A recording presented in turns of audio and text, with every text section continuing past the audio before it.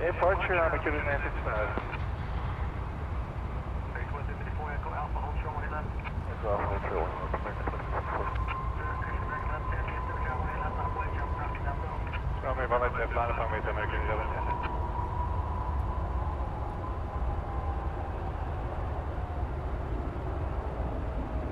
Tower record 1535, visual 18 right.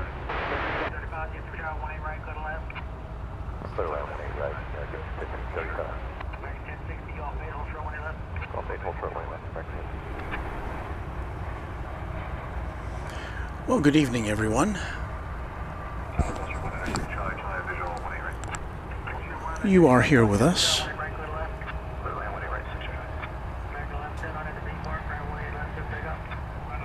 at Runway DFW After Dark.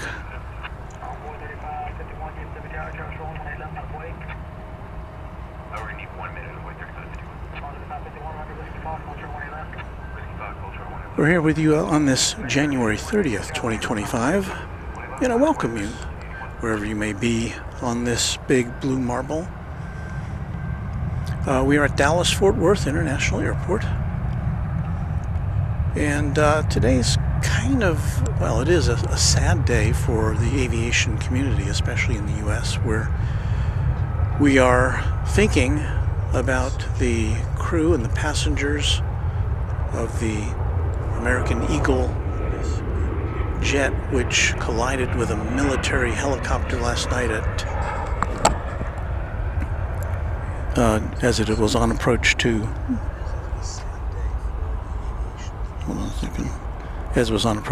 Reagan National Airport in Washington, D.C.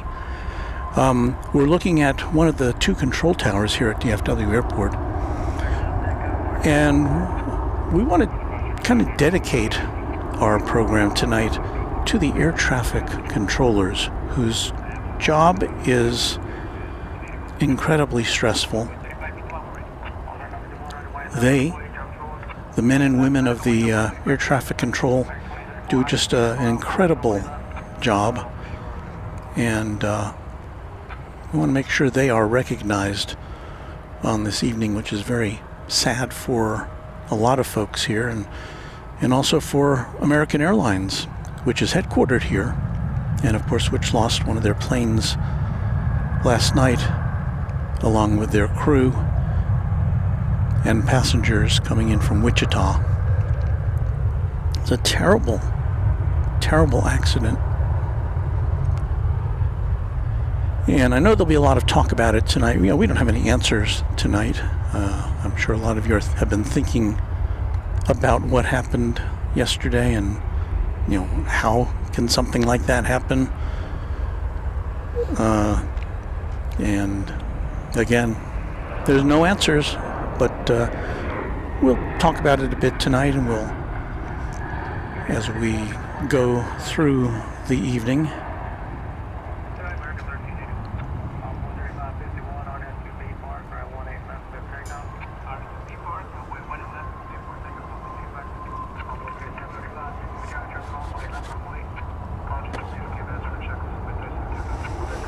Ryan Paulding adding his thoughts and prayers for the families who lost family members last night.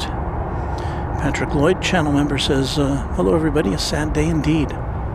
Prayers and thoughts to everyone. And Heath Shelton recognizing the American Airlines employees who were involved in that.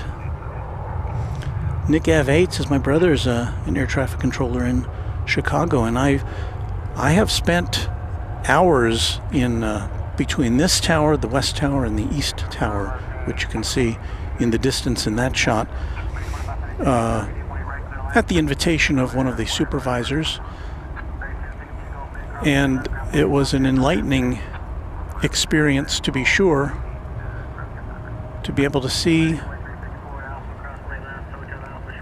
how the operations go in the towers, and it is not a job for the weak of heart. It is not a job I would ever want after seeing what they do and knowing the responsibility of what they do. So we salute our air traffic controllers, and we salute our pilots and our crews who have this incredible safety record through the years. I mean, it's been decades since there's been any kind of a mid-air crash involving commercial aircraft in the U.S. So, yeah, a little bit, well, it's a lot sad tonight. Jamie Rock says, I pray for everybody out there who had to witness and lost family members and friends in that crash. And Warren Lind says the focus should be on the victims of the tragic accident, gather the facts, and leave the politics out. And yes, I am confident that we will do that tonight. There's no politics involved in an airplane disaster.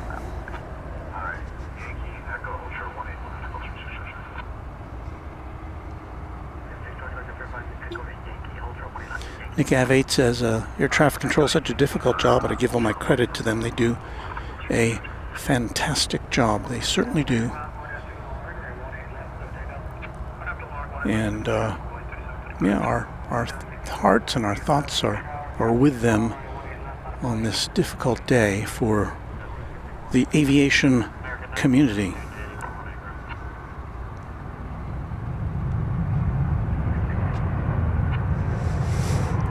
And Luke makes it clear, he's one of our great mods, says, while we understand everybody's feelings and grieving and wanting to express themselves, we will not, however, entertain any speculation or opinions on the incident. It's something that happened, and, you know, what are we going to do?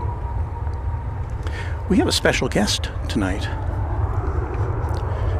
and it's someone who knew a couple of the people on board that American Airlines American Eagle flight. You know him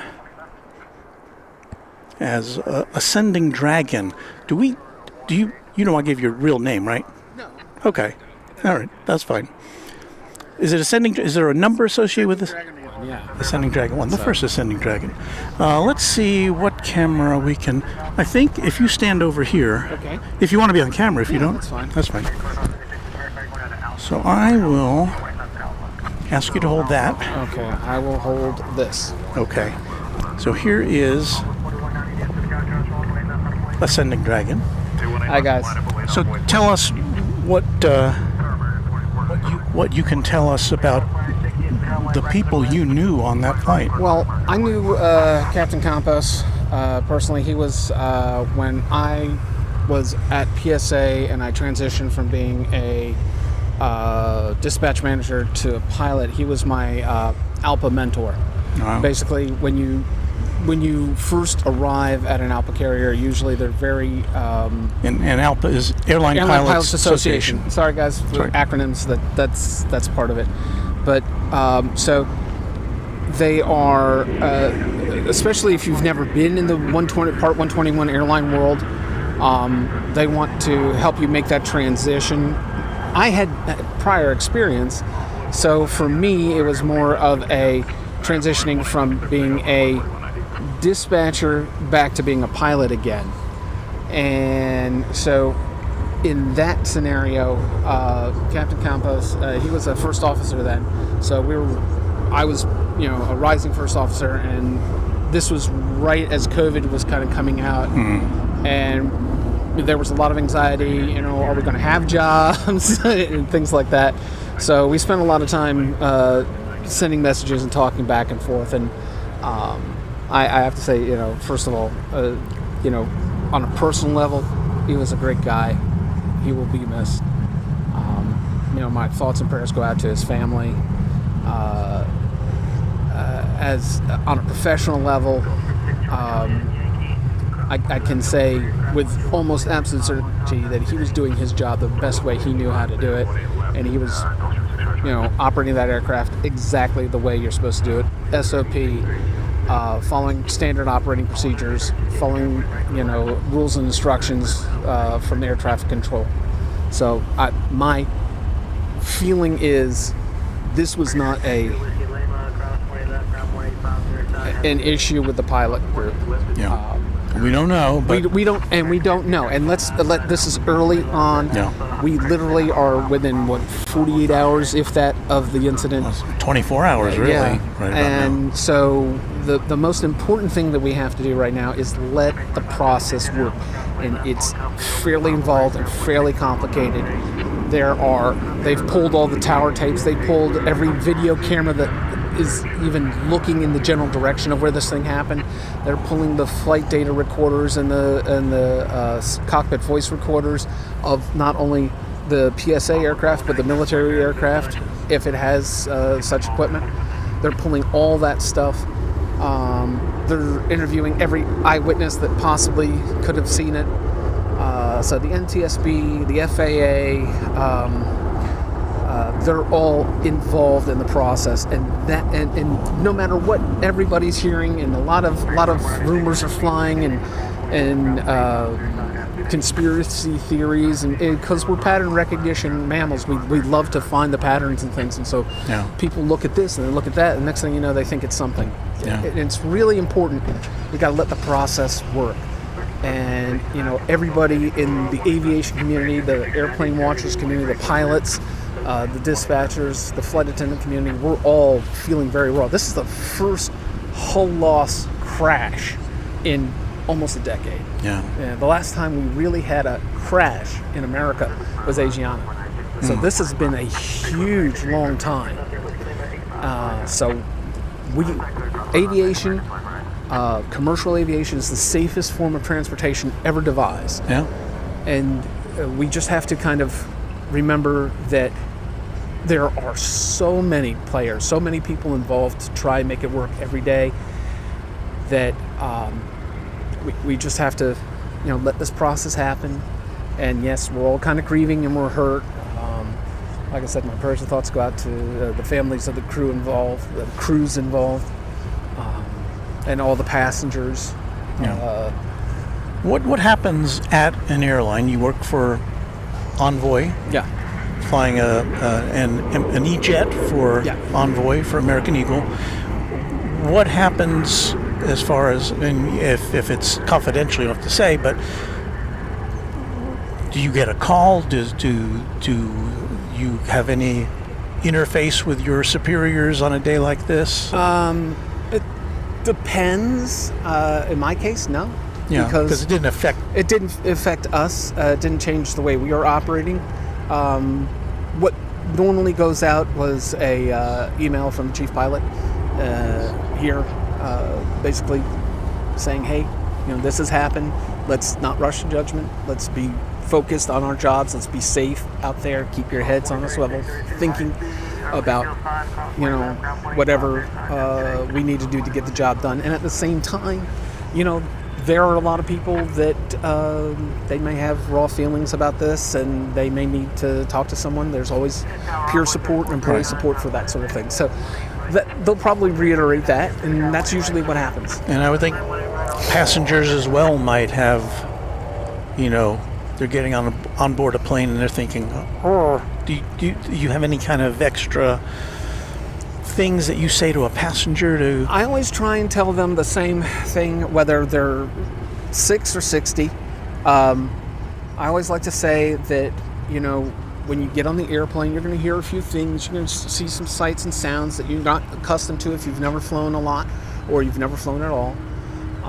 You're going to hear noises, vibrations, and that's all normal. Just pay attention to your crew, the flight attendants in the aircraft. You'll hear announcements from the flight crew telling you, hey, this is where we're going, this is how high we're going to go, this is how long it's going to take. One of the other things I always like to say is listen for 2 dings. You'll hear a ding ding, and that says that we're above 10,000 feet. And we've come out of the sterile cockpit, but more importantly, that means we're far enough away from the ground that we're safe. And we can focus and sit back. And then when you hear it come back again, that means we're coming back to land. So make sure you've put all your heavy things away, make sure your seatbelt's fastened, make sure you're secured. And if it's going to be bumpy, we'll let you know. We try and keep everybody informed of the process. And then if there are any delays, it's our job to kind of communicate that these delays are happening, that we're not purposely slowing it up or anything like that. We're actually, we're trying to get us moving forward as quickly as possible. Yeah. And that's really kind of the focus that we do. Now, you've flown into DCA, Reagan Airport, before, and it's different than most airports as far as coming in and out, and as far as the procedural way you have to get in there. Yes. Yeah. Because there's restricted airspace. So we have restricted airspace over the White House, over the Capitol, and over the Pentagon. And that kind of takes, yes, it's a big sky, but it kind of narrows down the size of... But Reagan Airport is right across the Potomac from all those places. Yes, so you have to be very careful where you are. Mm-hmm. So you have to kind of keep... You're on a prescribed path. Approach, correct. Yeah. Sometimes it's the river visual, sometimes it's an instrument approach, but most of the time you're focused in on staying tight to that path, making the turn, and there's that one turn if you're landing kind of to the south where you come in over the Key Bridge and you turn, and it's the way the procedure is, the runway's here, you come in here, and then you turn and line up on the runway. Mm. So it gets a little sporty there. Yeah. But this is, the nature of the job. And we practice that approach, actually, in the simulator. Okay. So before you've even seen it in real life, you've probably shot the approach there at least, several dozen times. Wow. So. Well, Ascending Dragon 1 has been speaking to us about the tragedy in Washington yesterday, and I'm glad he was here, because I hope it was a little cathartic for you too to just kind of talk about it, because it really you can just feel everybody's kind of down today. So it's been hard for us.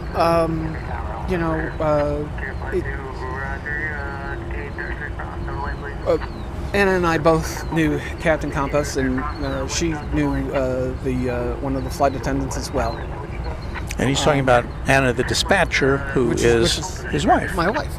And so, we've been kind of, off and on going through the phases of grief here. I mean, And you just came out here because we needed to smell some jet fuel, see some airplanes, have a pretty, just kind of touch base with the experience. Yeah. So. And life goes on. Yes, it does. Okay. Ascending Dragon 1, thank you for stopping by tonight. Well, let me see if anybody has any questions for you.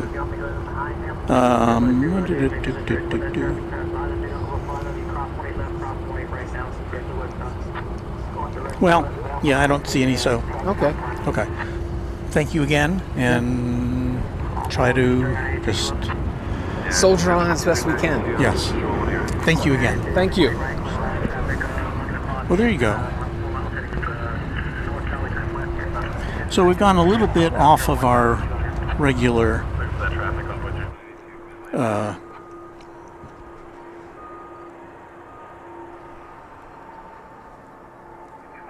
what we normally do here on a nighttime stream, but so we'll get back to watching planes here in a minute.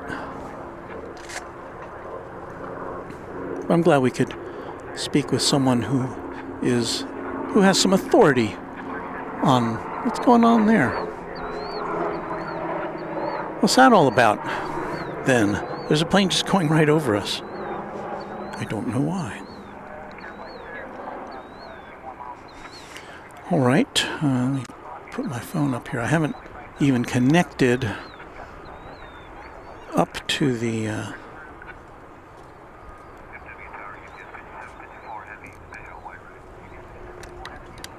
here we go. We were in South Flow earlier today. No, North Flow earlier today. When I was driving over here, I saw it for myself, and I thought, uh-oh. But I knew that the forecast was for South Flow, and that's what we have now. So we've got American Eagle Flight 3892, the number 175, arriving from Amarillo, Texas, just about now. Where is that plane? There it is.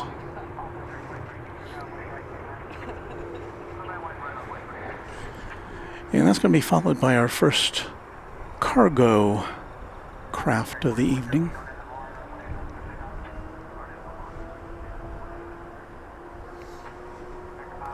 UPS Flight 5754 coming to us from Houston Intercontinental Airport. And that plane going to be a 767.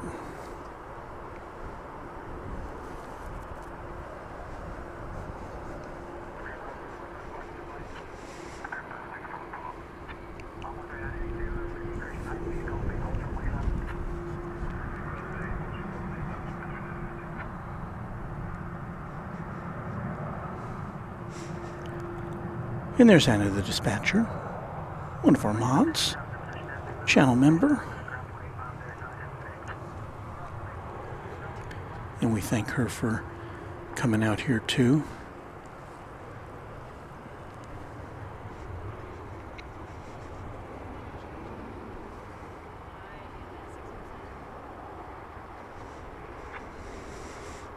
All right, let us prepare now for the arrival of the 767.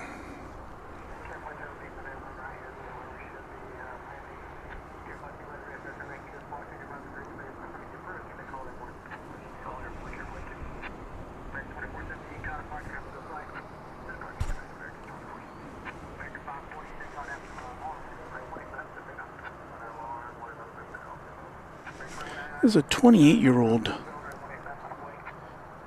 plane. I don't think we'll do our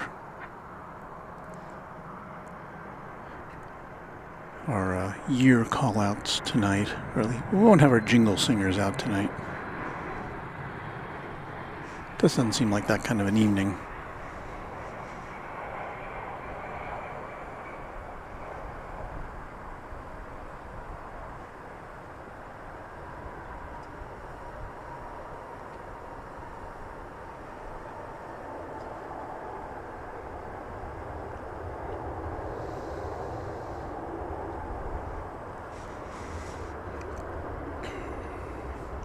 That was a 44-minute flight from Houston Intercontinental Airport.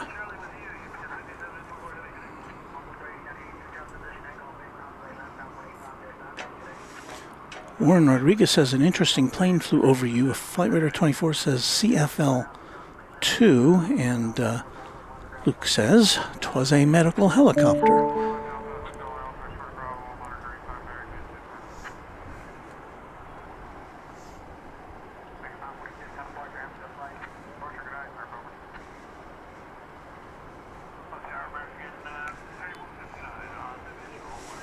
American Airlines Flight 2199, check that, 2199 to 737-800, off to I don't know where. We're heading out. Okay, it was good to see you guys. You too. Thank you. Have a good night, Walter. You too. So Ascending Dragon 1 and the dispatcher are headed out. It was nice to have their company with us today. Jamie Rock has a question. Well, if you will pose the question, we will have a shot at providing you with an answer. This E-Jet coming in from Laredo, Texas, in Embraer 175.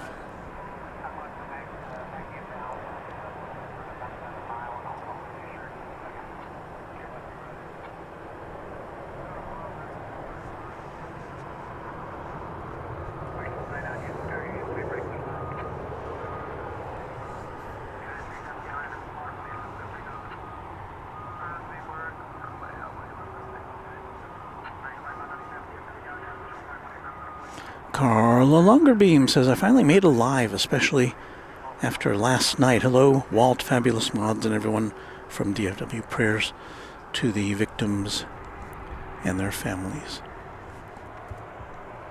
Thank you for those thoughts, Carla. We have failed to mention so far that we do have a Queen of the Skies just to the south of us at UPS regional headquarters. It's getting loaded up. We should see that go off to Louisville later tonight. And just to the left here, why, looky there. Wait, is that? Oh no. I was going the wrong direction. We do. I was trying to show you a tri-jet. We have one in the house tonight, as we did on Tuesday night when we were last year. And we should be seeing that go out later as well. All right, here comes the 767, which we saw landing a short time ago.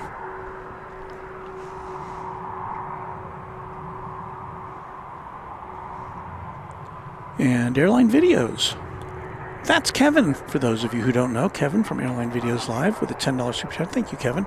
Did I get a new camera? No, not recently. This camera, Kevin, is the Sony ZV-E1. Which we've had for a while. And then we've got, I can't remember what our other camera is. Well, it's a Sony. It's actually a higher end camera than this one. It's an A7S3. But thank you for those nice words, Kevin. And for your super chat. Of course, you can watch Kevin's fine work 24 hours a day on his AI camera channels. And then, of course, I think Kevin's got his next regularly scheduled stream tomorrow. And we will all be watching that.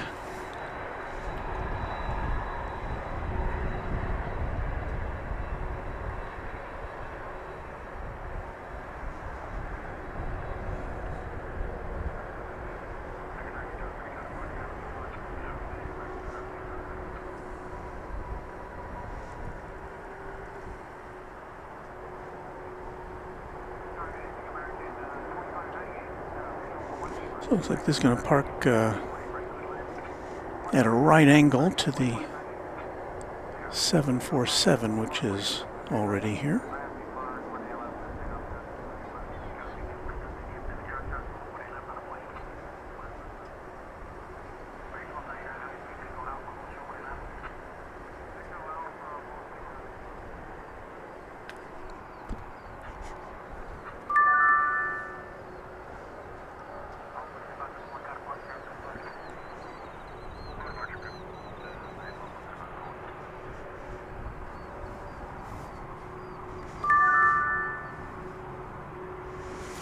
Jeremy Rock says, did you lose anyone that you know on that flight? No, I did not, although we just did talk to Ascending Dragon and his wife, Anna the dispatcher, was here, and they both knew people who were on the American Eagle flight that collided last night. Lelo Doublefly has gifted 5 Runway DFW memberships, and so thank you for that very much. You see the names appearing before you: Nicholas William Reed, Alan Burnett, Kevin Nardi, Kenneth White, and Rock Chalker 15. Oh wait, we have some more. I missed one here. Steve Lundaby gifted 10 Runway DFW memberships. So that's, if I can count correctly, 15 in all. So very nice. Thank you to Steve Lundaby and to Lelo Doublefly, and welcome to all of our new members. So I don't think I've been able to enumerate all their names. DJ J Tech, Chris Engler, Frank Morgan, Robert Dixon, new members, and Gerald A, and Channel for Life, and Warren Rodriguez, and Aquasox, Andrew Nolan, Tony Dempsey.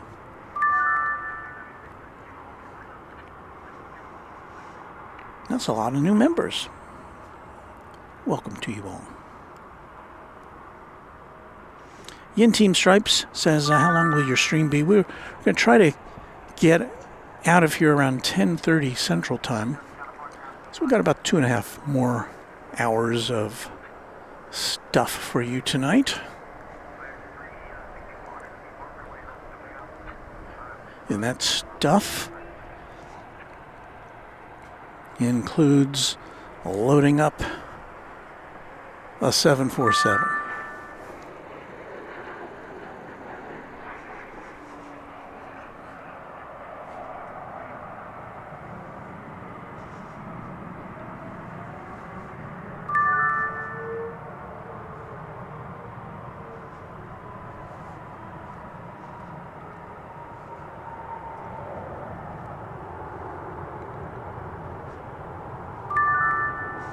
And Carla Longerbeam, when we talk about PSA, it's not the PSA livery, but American Airlines has a division called PSA Airlines, which is not related, I don't think, to the original PSA in California, based in California. It's confusing, but PSA Airlines operates, I think their fleet is composed of the Mitsubishi CRJ aircraft.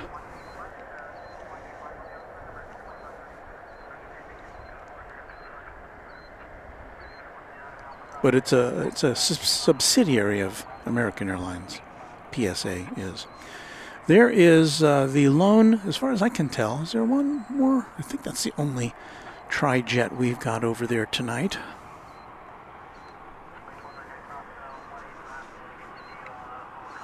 Elgato with a $1 super chat. Thank you, Elgato.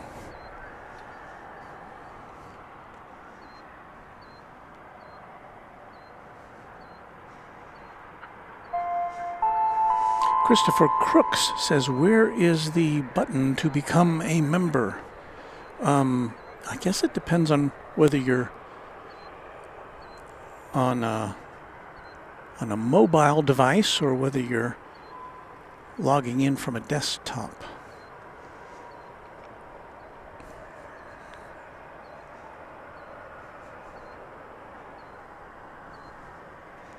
So I'm not sure. No, let's see here.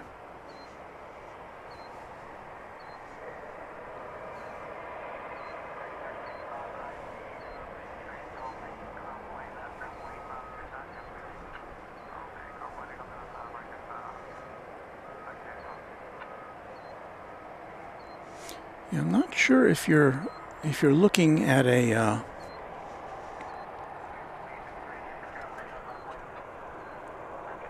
at an iDevice. I'm not sure the membership button appears there. I may be wrong about that.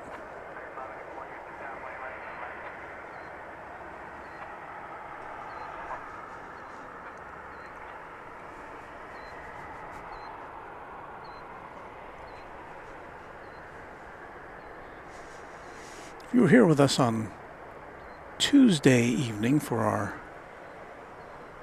After Dark extravaganza, we had this lull about this time. I guess it's we're just gonna have to get used to that. We got a little lull in the action. Connor Kelly says hello from Peoria, Illinois. Hello to you. Steve Lundaby says 23,000 subscribers. Way to go. Yeah, we went over that mark a couple of days ago. Actually, we went over it. You know, YouTube sometimes giveth and YouTube taketh away. We went over the 23,000 mark and then we fell back below it again.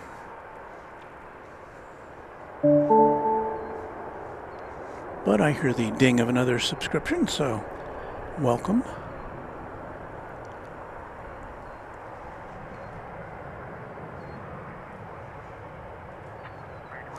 Flight arriving was 2257 from Oklahoma City, an Airbus A319, American Airlines.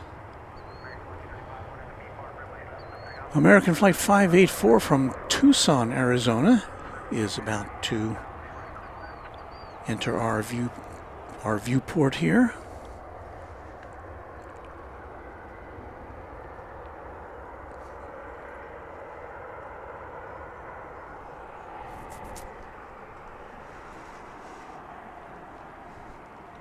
Kevin says, good evening, Walt. Hello, Kevin. And Ryan Paulding says, if this helps, if he's on a mobile, there's a join button, I believe. That's the membership.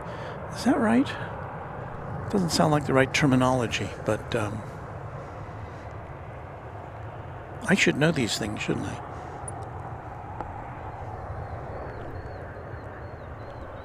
Well, the plane we were looking for just escaped our attention.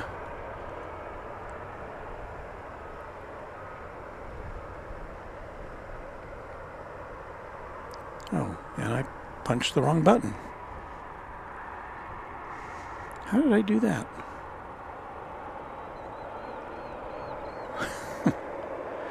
Ah.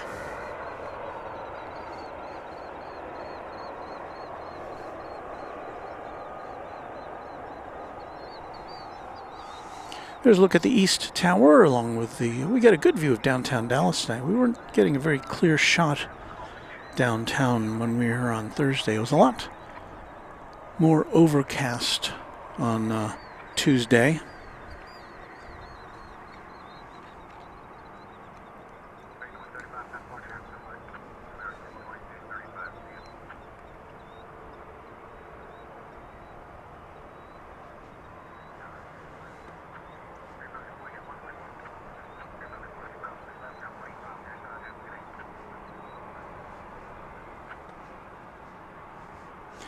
The Colin guy says, good evening, Walt and chat, as always from north of the Red River.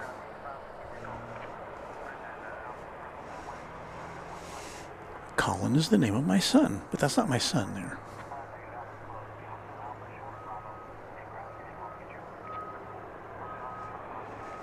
This flight coming in from San Antonio, Texas.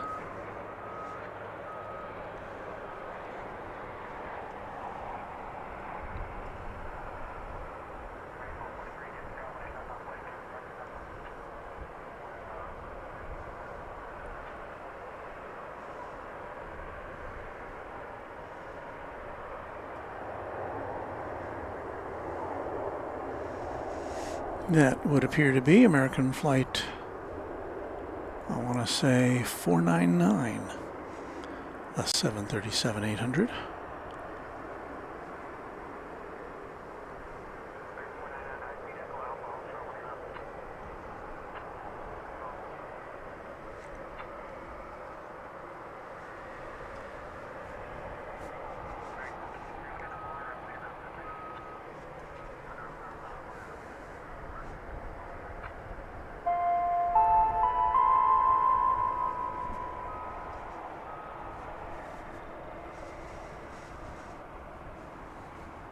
Chris on the drums, a channel member, says good evening all.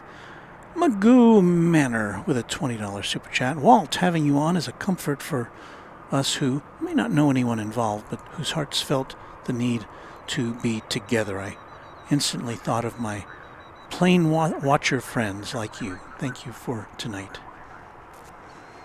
Thank you so much for your kind words and sentiments. And yeah, I think everybody in the plane spotting community got to feel a little bit off tonight. And it was, I didn't make the pre-arrangement, but it was just so nice to be able to talk with Ascending Dragon 1, who again is in the cockpit for American Eagle. And he knew one of the flight crew on the doomed flight yesterday. And so, I asked him when he and his wife showed up, I said, if you want to talk about it, you can. I'll give you the platform. I don't, you're under no obligation, of course. And he was kind enough to do that. And I think he got a little bit out of it in terms of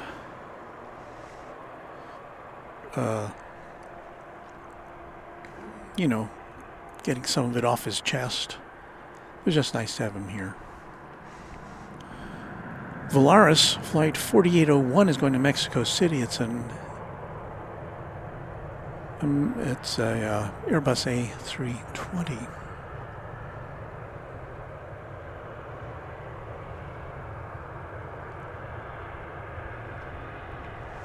This one has a name, doesn't it? Is it Yayo? Y-E-Y-O? Yayo? Some of the Volaris flights have names. So I remember right, I think I saw one on Airline Videos Live, which went by the name of Kevin, which didn't seem... It seemed like one of these things does not go with the other, but...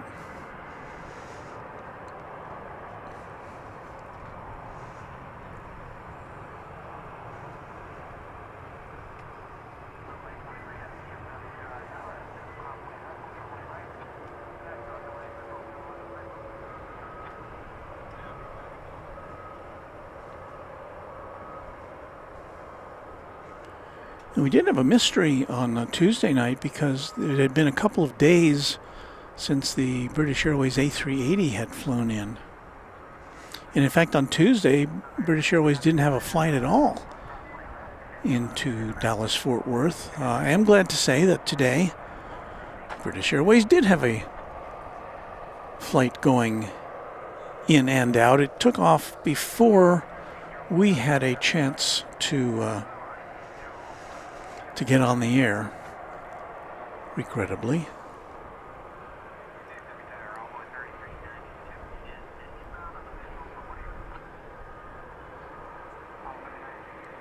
I was trying to see if we could play it back for you. I'm not sure if we can. Is this it? Oh, there it is. Let's see if this will go. Oh, there it is. Okay. So this is a replay. This is recorded earlier. I didn't know we could play this back through the camera. We're playing it back through the camera. So we'll take that out. So there's the British Airways A380 going back to London, England earlier tonight. Oh, I see. We've got all that stuff on the screen there. There we go.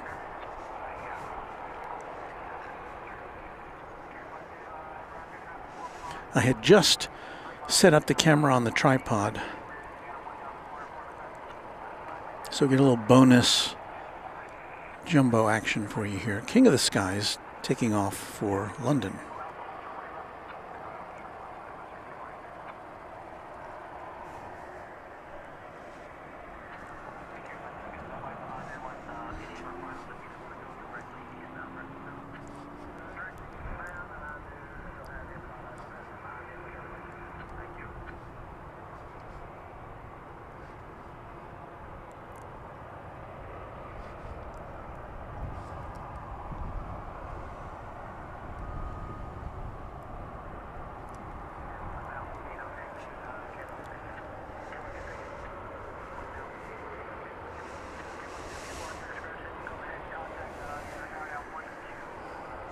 And I wanted to follow it along up in the sky, but I looked at my watch and I thought, I better continue to set up here. So kind of went out of focus, and that was it. That was all she wrote. So now let me get camera 1 back in operation here.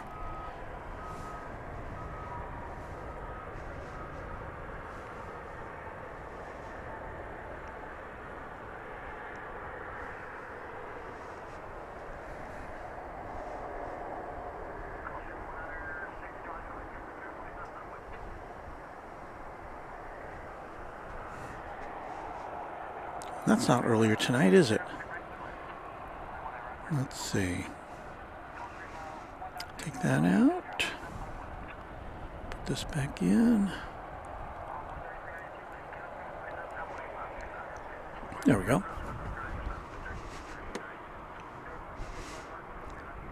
Gaurav Alvula says, love A380s. Dave Henderson, one of our mods, says, hope everyone has a great night. Thanks for joining me on yet another awesome broadcast. Thank you, Dave.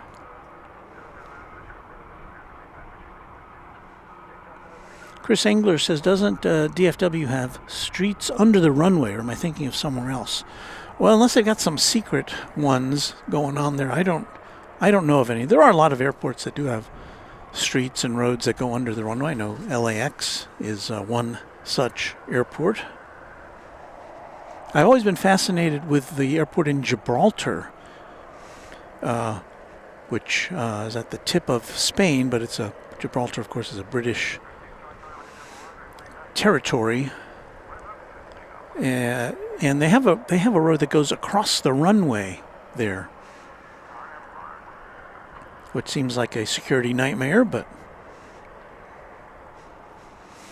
Lester Graber joining all of us with prayers for the families that were touched by the incident last night, and thanks to me for everything I'm doing. Well, I'm not doing that much, just kind of hanging out with you guys, as I'm glad to do.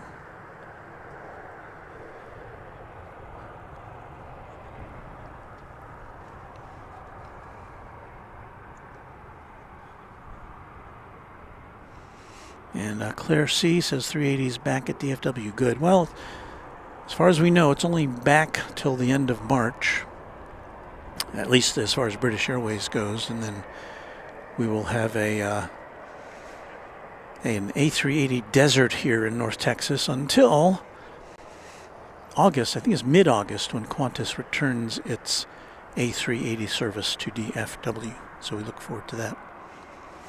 Remember, yours just says DTW was one of my favorite airports.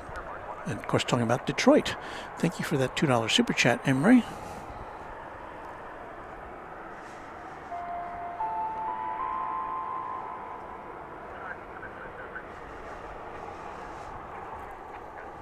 And we're talking about roads. We do have some bridges here that connect, or that airplanes go over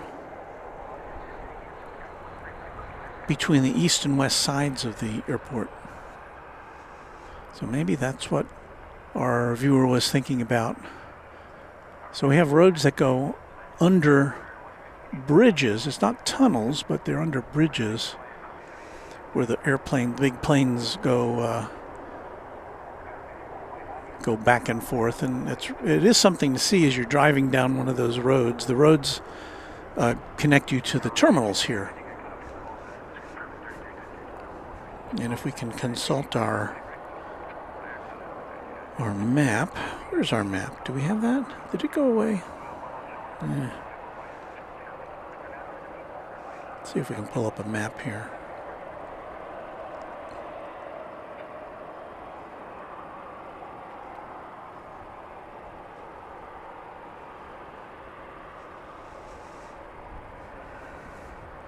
I should be so lucky.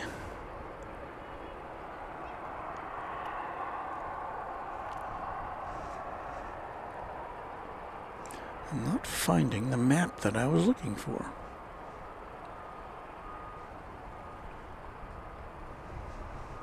And if I can't find it, I'll pull up an alternate map.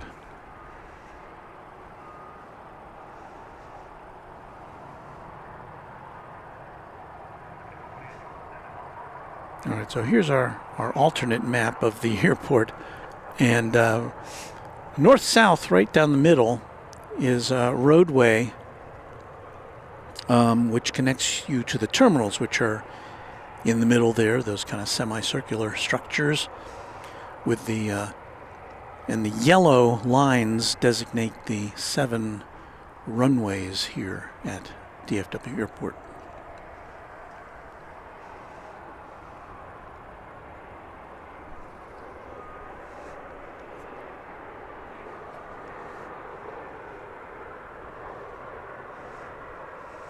Looks like we got us an E-Jet here.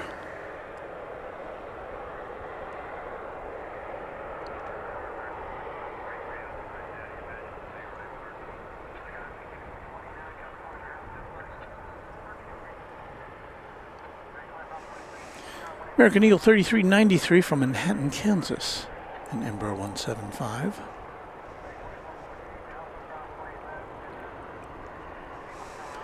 Hello to you from our vantage point here at Founders Plaza.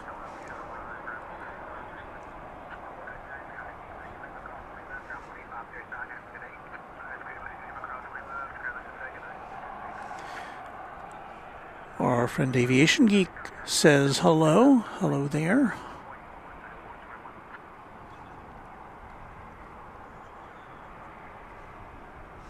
Tanya Vasseur says, I'm on the ground at the 747. Tanya is one of our friends over at UPS.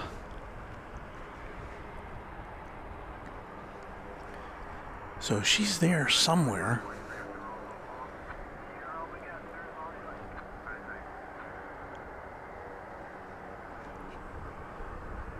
As we go out for a little wider shot here, you can see on the ground the evidence of the rain we had last night. We had a lot of rain. I slept right through it. So did Mrs. Runway DFW. We looked at each other in the morning. We looked outside and saw all the dampness. And I said, "Did you hear that?" And she said, "No." And I said, I didn't hear it either. Slept right through it. So Tanya, hello to you out there.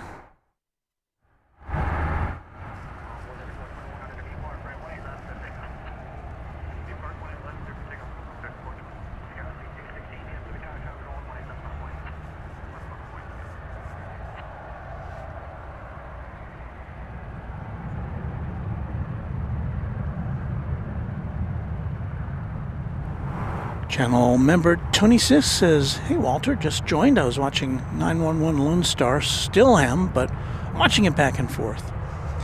I guess that's some sort of a reality show of some sort. I don't know. I plead ignorance on that one.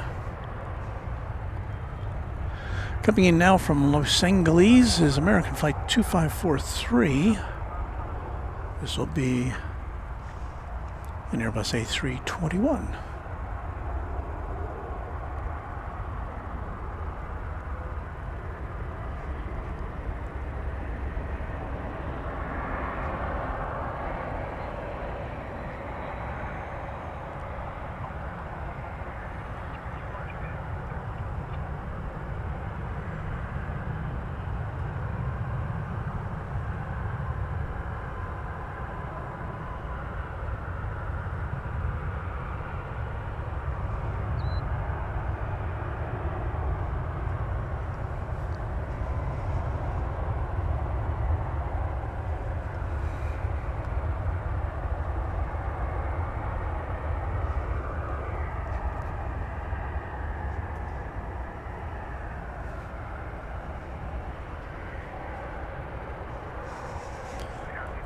So a big howdy to all of our UPS friends over there.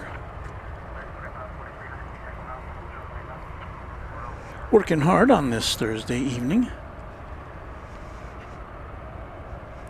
Pittsburgh Don, channel member and moderator. Hello Don. Says, "I'm glad there was no plane spotting at Reagan last night when that happened. That would be traumatizing." It really would. That would be the last thing I'd ever want to see.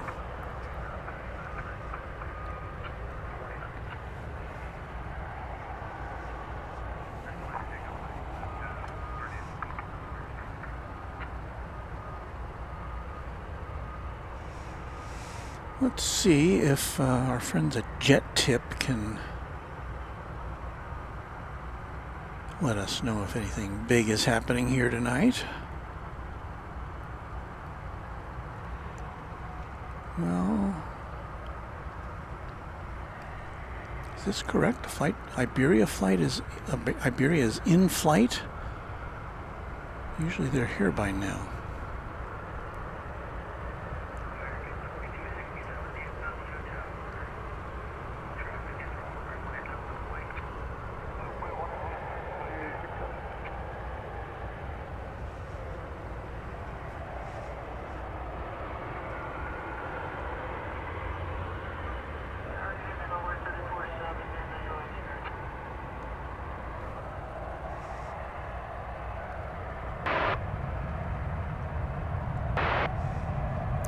Trying to get our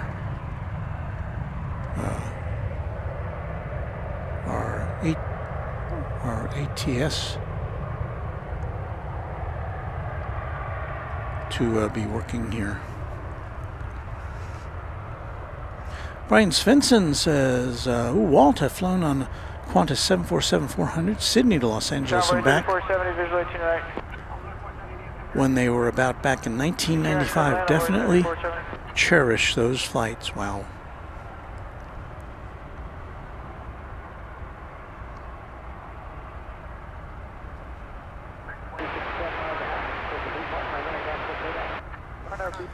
Claire C. said we had rain today also. There's still a little snow in shady spots. Yeah, all our snow is gone here. Tanya says at ground, topside 747. So, Tanya, if you're there, we see you. Rohit Parkal says the only 747 I've flown on was Air India, and the only 747 I've ever flown on is none, because I still haven't been on one yet, and I'm hoping that I can rectify that later this year by making the scene on a Korean Airlines 747 going to Seoul in September. So we'll see if I can make that happen. Oh, we got some propeller action here.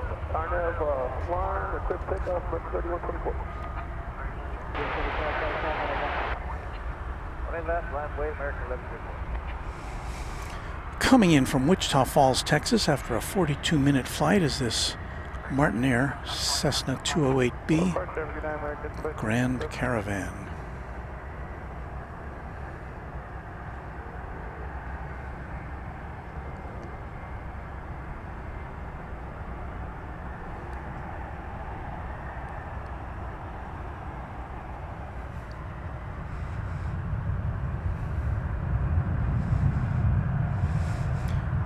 And that was a 31-year-old aircraft we just saw there.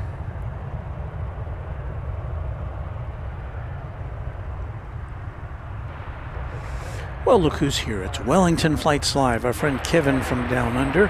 Hello all. Hi Walt. So great to see everyone. Hope you're doing well today. Kevin, it's always a great day when we see you.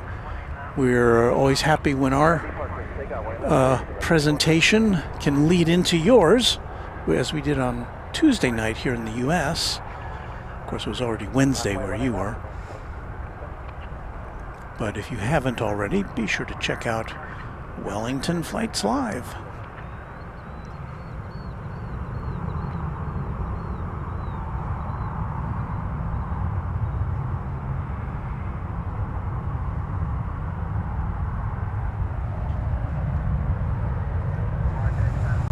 And Kevin got interviewed the other day by a New Zealand TV station, I believe it was.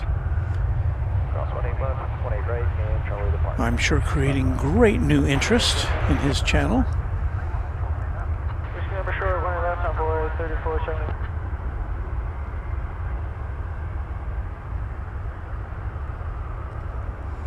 There's an Airbus A321. It's American Airlines flight 1104 off to Boise, Idaho.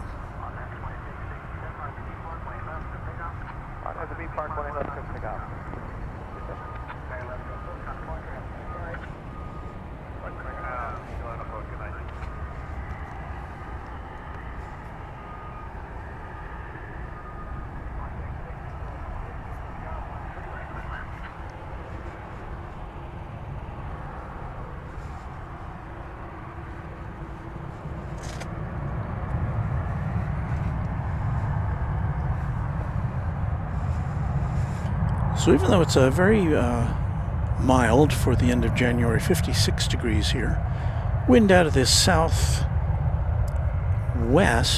at 9 miles an hour. I've got to go get on another layer here, so I'm going to be off mic for just a second. Hang in there with us on Runway DFW After Dark.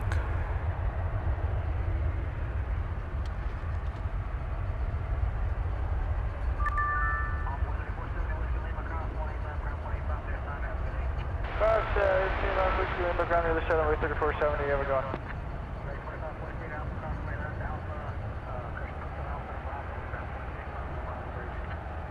Alright, cross 20 left, Hotel Alpha Bravo, and ground 65 on the bridge, American 25, 14.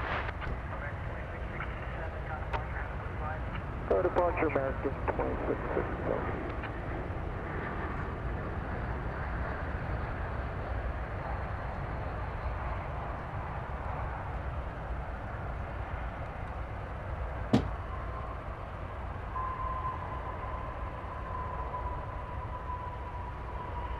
Tower American 3173 coming up on net.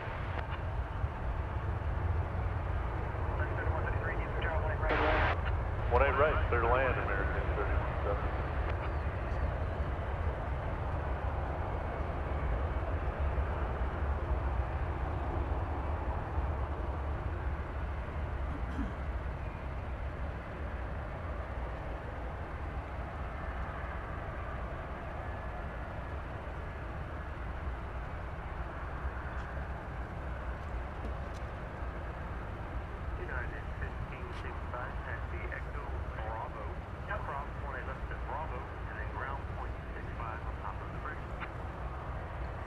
And 1565 Echo Bravo, cross.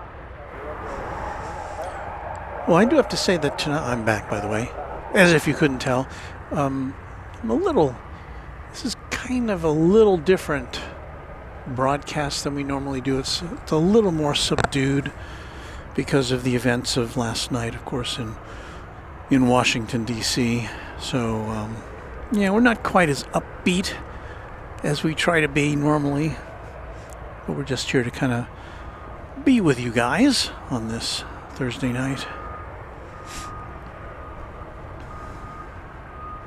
Frank Rose checking in from Toronto Pearson Airport, working on a flight Air Canada 787. Welcome to you, Frank. Randy Bucksbaum says that Queen is awesome. We do like that.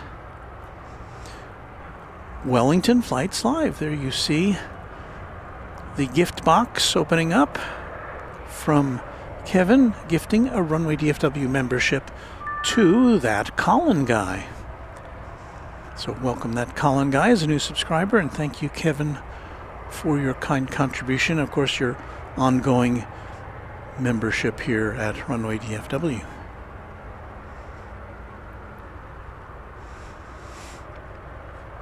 Keith PDX likes the flight of that, the shot of this loading, and I got to tell you, there's really not a lot happening. Well, we've got flight 3173 coming in from Phoenix on American Airlines, so let's swing around big camera 1 to catch that arrival.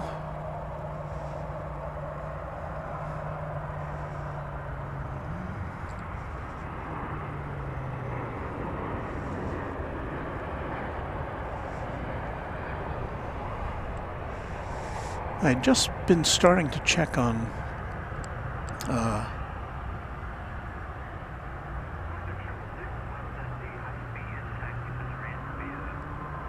one of our other sources tonight to see if we had any major jets in store. So this UPS plane is scheduled to go out at 9:19, so about 45 minutes from now. Scheduled to go to its home port of Louisville.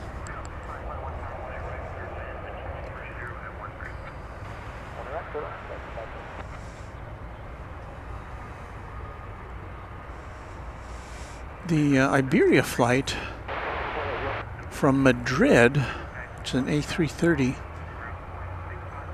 is now scheduled to come in at 10:05. Is that right? Foxtrot Bravo, ground on Bravo Bridge, American 3173. Well, no, it's supposed to come in at 8:59 now. It was supposed to have arrived at 8:35, right about now. So let's see where that is on the old Maparoonie. That's over Bottom, Texas, the Iberia flight. We may not get to see that coming in. It's probably going to come in on the east side, as it often does, but we'll see.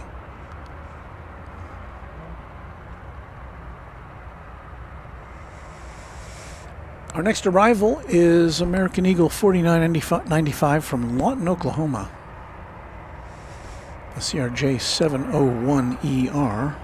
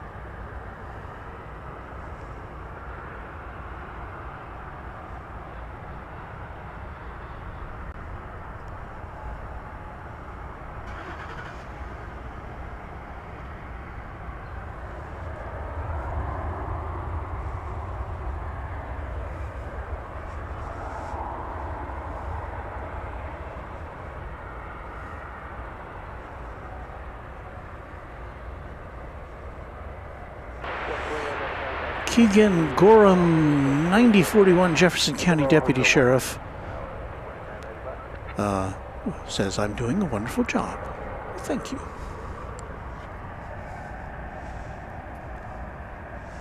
Listen, if you have any criticisms of what we're doing here, you know, if we're doing something wrong that you'd like to see us do better, we welcome all constructive criticism here on the channel.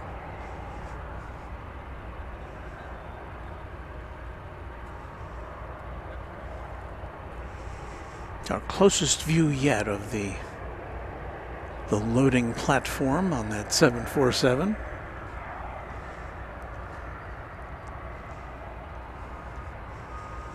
Jim Rockford says, hope everyone is blessed and safe tonight. Thank you, Gavin.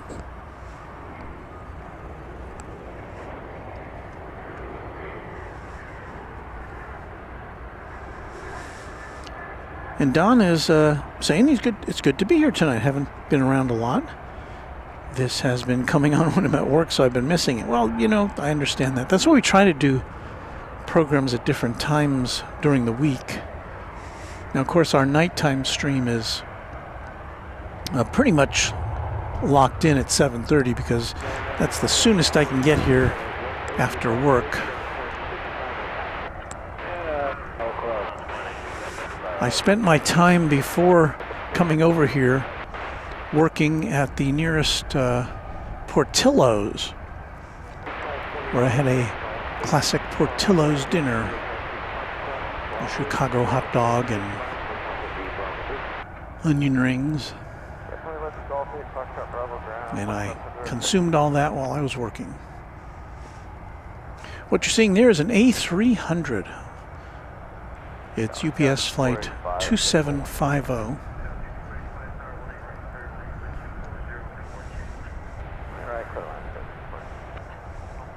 And that is a turn-of-the-century A300, much of which is obscured by that fence, of course.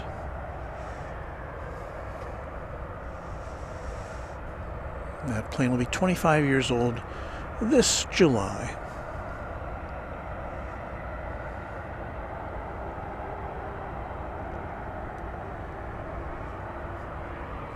So we'll see that a little better once it gets underway.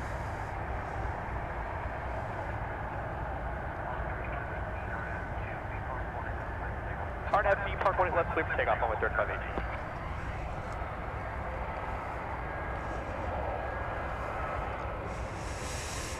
Some more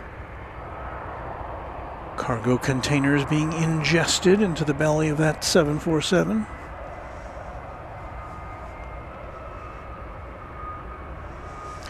And Rohit Parkal says, I've flown on the A300 about a few dozen times with the now defunct Indian Airlines.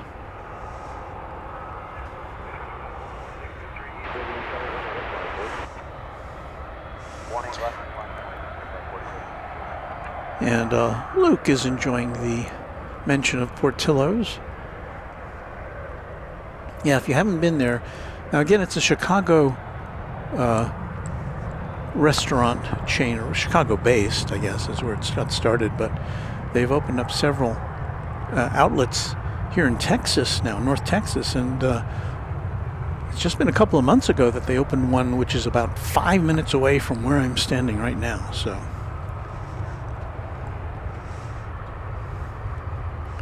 And speaking of Chicago, Alpha Bravo with greetings from the windy and cold city of Chicago. Well, you expect the wind, right? It is the windy city.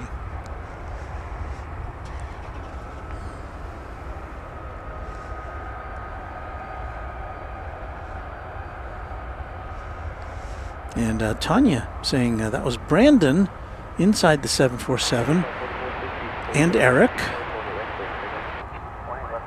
and Faye.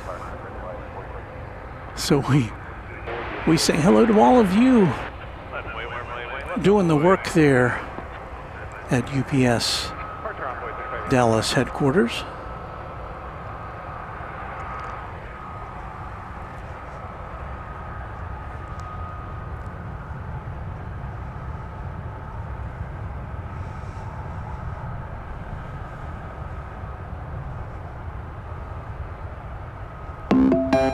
Mason's Worko FaceTime video.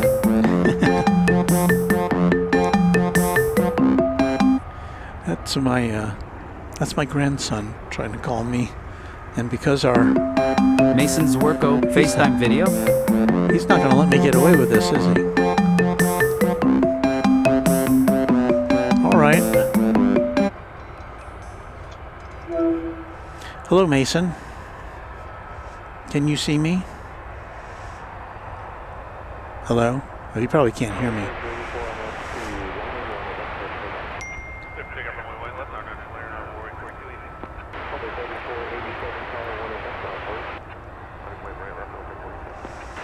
Well, I don't think my connection was good enough to converse with my grandson here.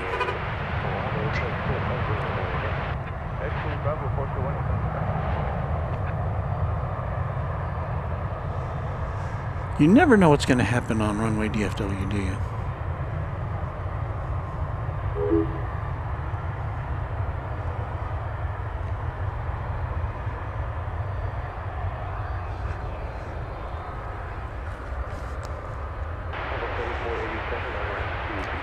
Waz Radio, checking in from Sydney. Good afternoon, mods and friends. Hello, Warren. Hey, we got a wave there. I got a wave from the loading platform on the 747. So, and here comes the A300. May loosen up this shot a little bit.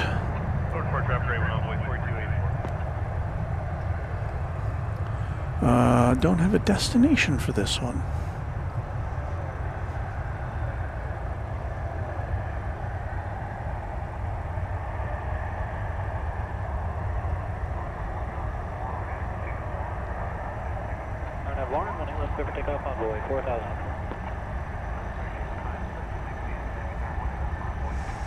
But this one is on a trajectory, say that 5 times fast, to take off from over here on runway 18 left.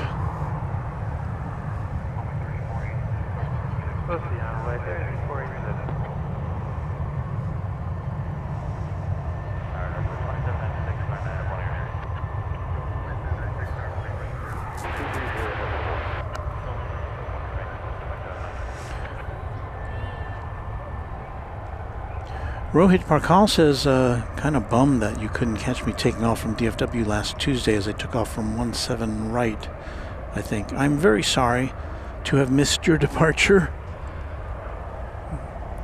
Maybe we'll catch you again sometime.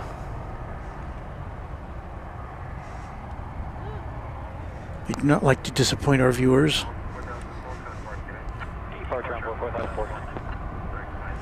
Kevin says, Walt, that UPS A300 going to RFD, flight 755. So RFD, Chicago Rockford International Airport.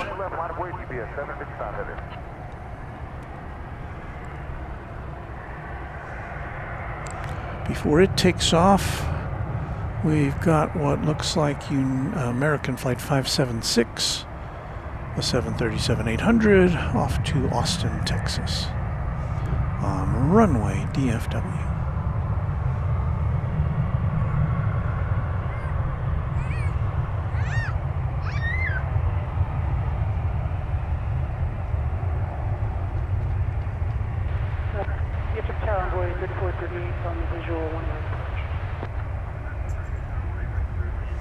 And we see Turkish on the move there.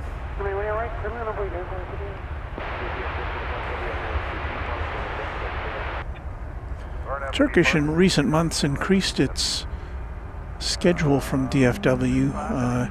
It had been daily, and now it added, I think, 3 extra flights during the week. There goes the A300 now off to Chicago Rockford.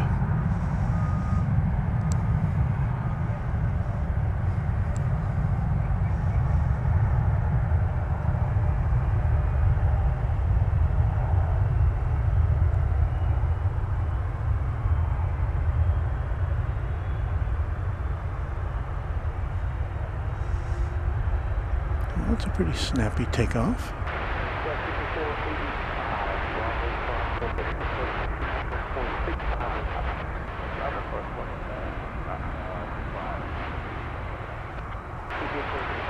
Let's pull out, see our first Delta flight of the night.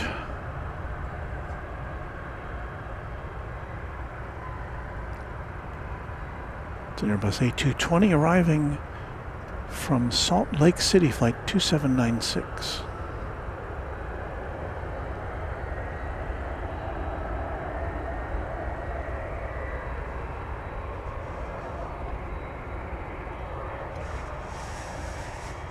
Okay, so let's see what our pals are up to over there.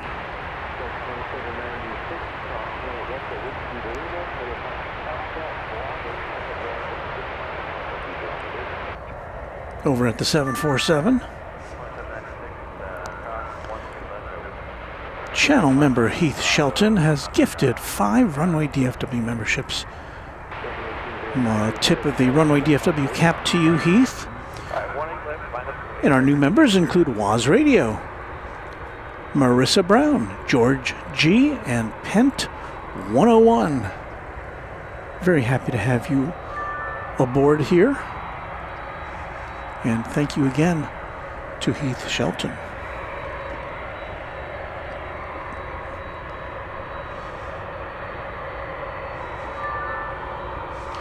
There's Johnny Dodge, channel member. Hello, Johnny. Time for tea, says he.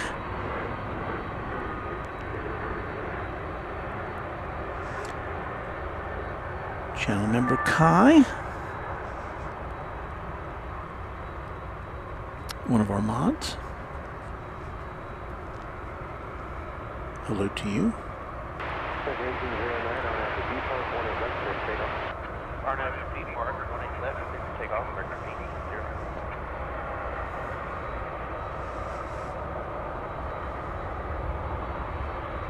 Then we get some more waving.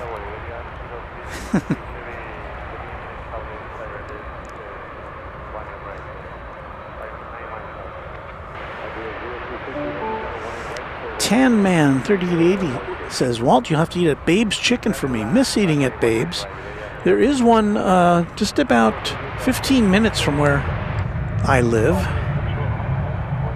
My wife and I haven't been there in a while. But yeah, it's kind of a, what do they call it, family dining experience. They just bring out a whole bunch of food to you, and I think you can get seconds if you ask. Although they did have pot roast for a while, and it was really good, and then they stopped having it. This is a 757 UPS flight 9324. This is going to Houston Intercontinental Airport.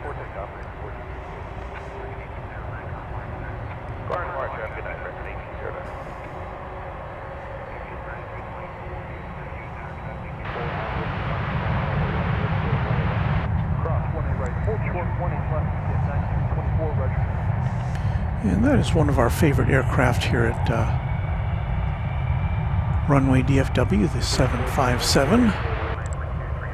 We don't see any passenger variants of it here.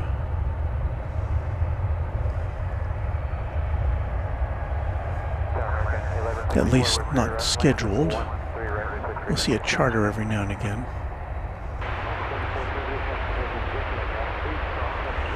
And it looks like well, too early to say. Yeah, the Turkish flight is going over to the east side for departure. We'll probably see it in the background here going over the aforementioned bridge to the east side.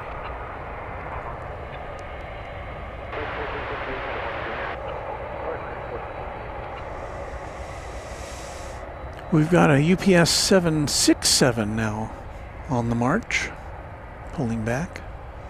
This plane, by the way, is from 1992. It's 32 years old. And again, out of, I don't know, just kind of out of respect for what happened yesterday, I'm kind of dispensing with the jingles and music and such tonight. It'll be back soon.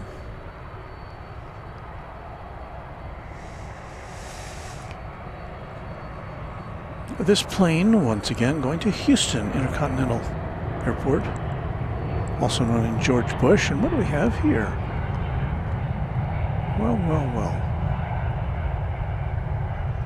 That's the Iberia plane that I didn't think was coming in on this side. It's an Airbus A330-300 coming in from Madrid. Well, it's good to see you here. That's kind of caught by surprise on that one. And there goes the 757 rocketing into the night sky.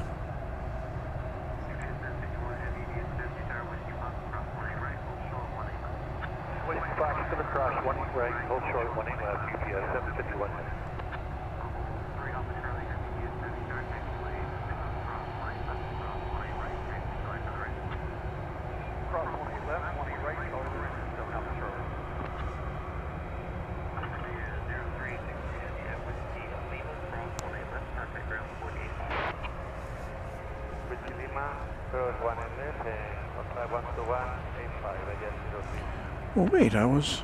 Oh.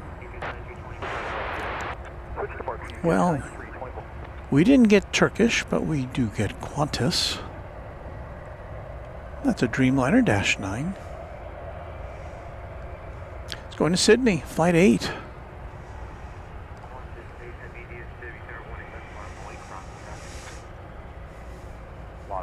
About one light left. About to launch into about a 16.5-hour flight to Sydney. Runway 3475, 8.5 miles out. If you look closely in this picture, you'll see a propeller plane in the foreground. All right, clear to land 18 right. I don't have that on the radar.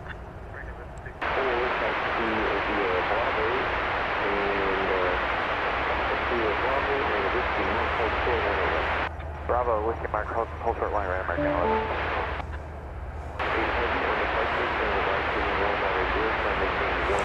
The UPS 767 there in the foreground. It's a 5-year-old 767 freighter. It's going to Louisville, the UPS World Port. But the Flying Roo off to Sydney.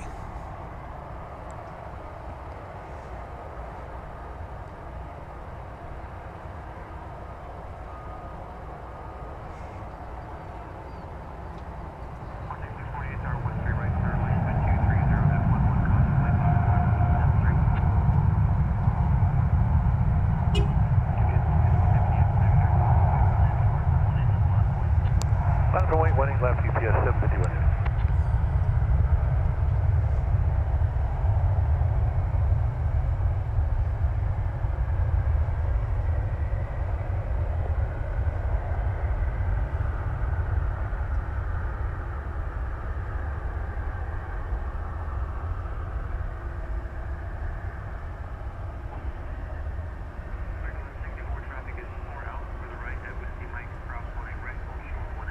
Whiskey Mike, cross 20 right, hold short line, left American, 1164.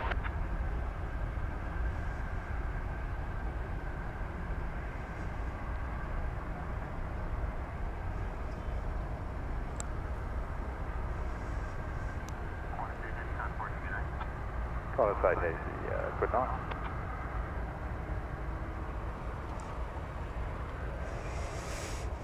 Safe travels to Sydney.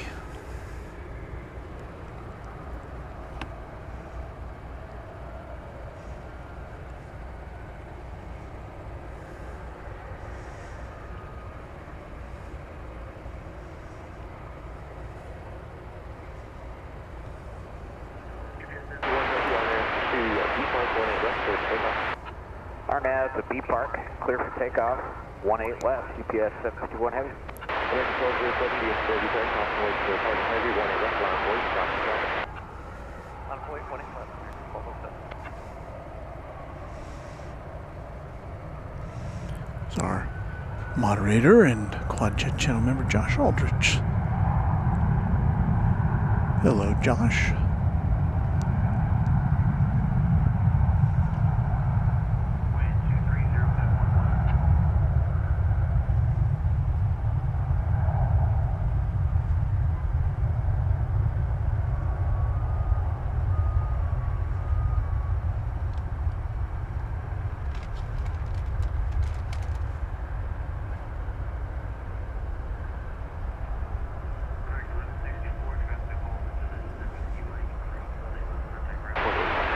Cross 20 left, Whiskey Mike, ground right side, American 1164, good night.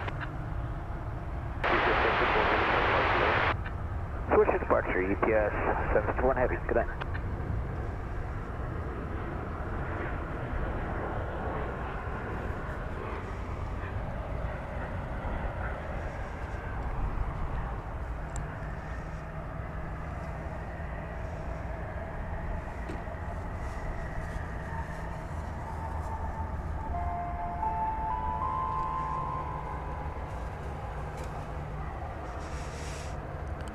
Tony Sisk with a $2 super chat. Thank you, Tony. 747, my favorite.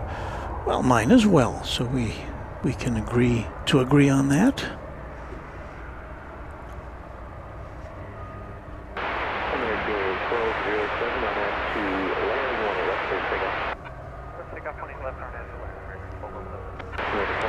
El Toro 66 says, "Hey y'all, hitting lurky turkey mode. We just wanted you to know I'm here."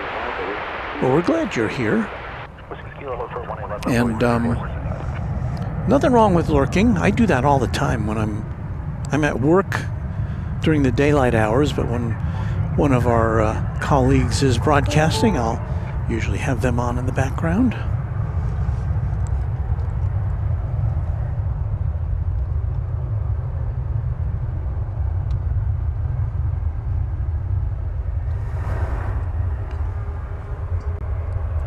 Chris G wants to know if a 787 can make it to Sydney non-stop.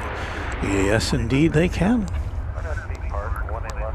Got 787s going to Melbourne to Sydney.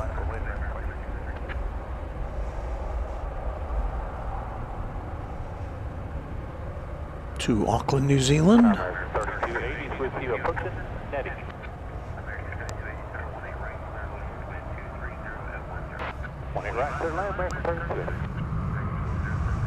So they're getting all buttoned up there, can't tell yet. Looks like we've got a membership gift from H. Thank you, H. for gifting 1 membership. And the recipient is Chris G. Thank you for that. Raina Taylor, our pal and channel member, says, okay, everyone, I really want to stay here, but I need to get some sleep. I have a dog to take care of, and I'm watching some hockey on my television. You've got a lot to do, Raina. Take care, everyone. See you next time. Thank you, Raina. We appreciate your support of the channel.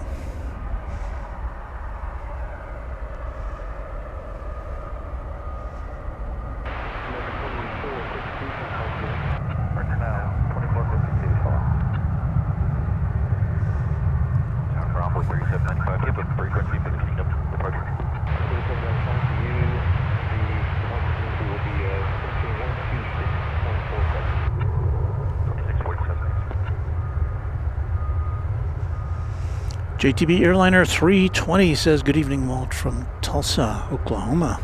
Hello to you.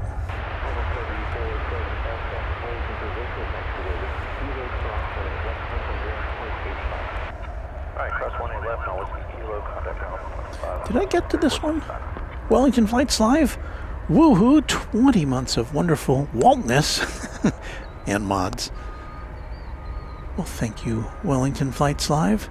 Looks like we've buttoned up the big 747 there, haven't we? All right. That means we'll have a launch soon, I hope.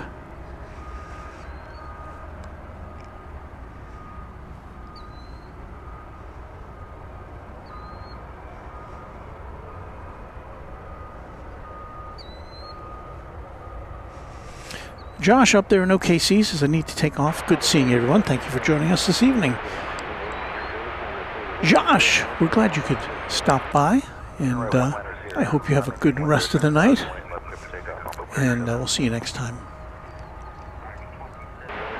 It is just after, I want to say 9 o'clock here in the Central Time Zone, and just a reminder that you're watching Runway DFW After Dark, live from Dallas-Fort Worth International Airport in Texas. My name is Walt. We're kind of toned it down a little bit from our regular presentation because of the events of last night.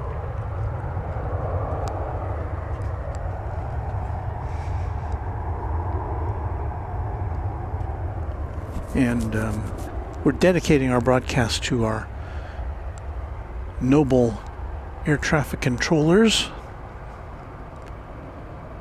who do just phenomenal work. And you know, I can't say enough about what the air traffic controllers can do and do to keep us safe and keep the planes moving. Our hats are off to you.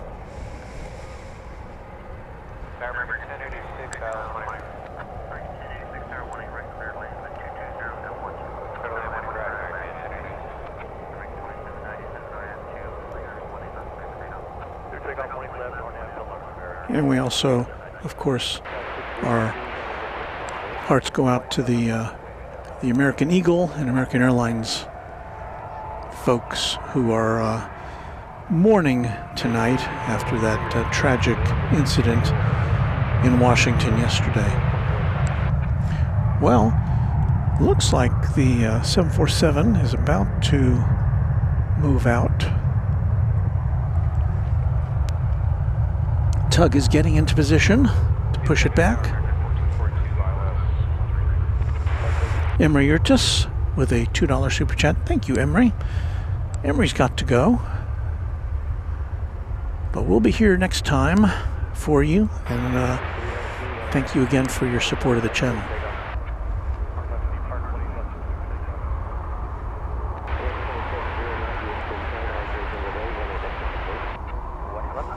JTB Airliner 320 praying for all involved in the American Airlines crash. It's a devastating loss to the entire aviation community.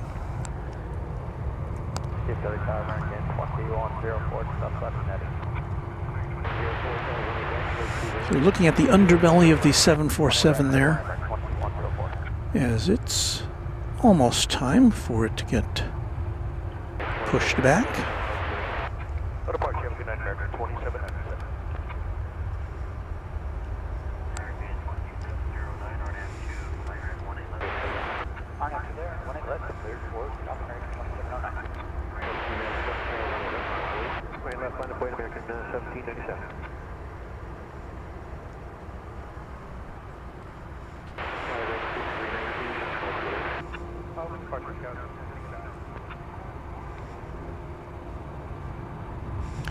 The lights, they are a-flashing.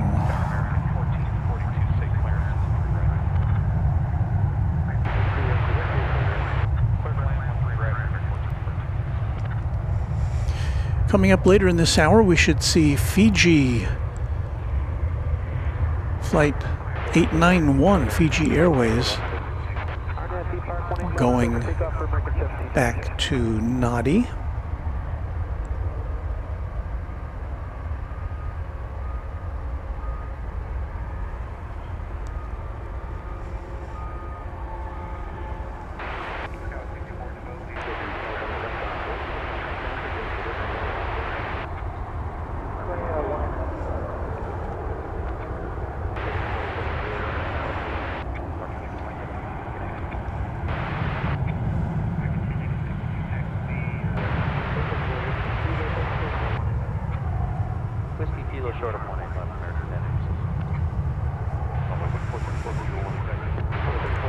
Time for Jammy Rock to say goodnight. Good night, Jammy. Thank you for being with us tonight.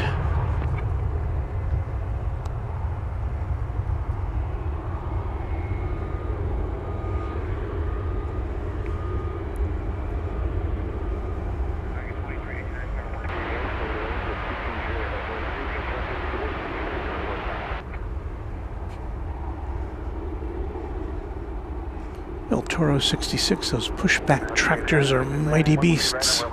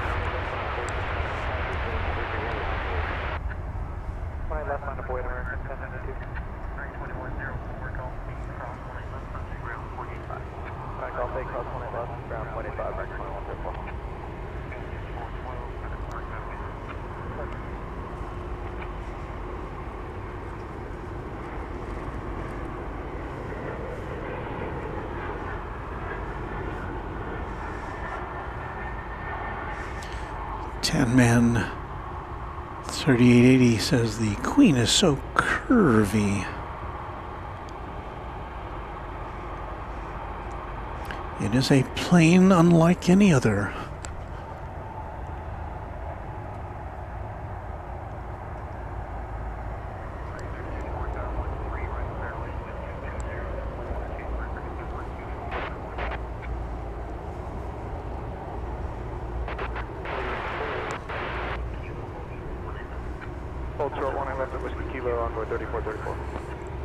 runway 3752, 5 mile ILS 20 right.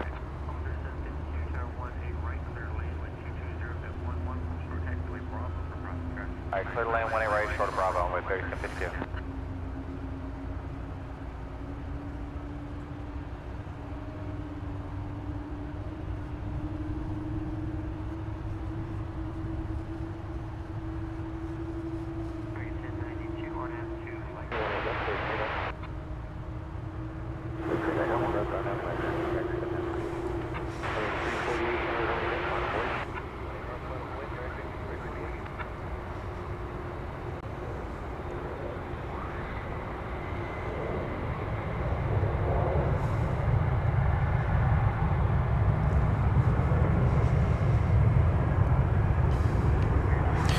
So as you can see, we're watching the 747 get disconnected from its tug.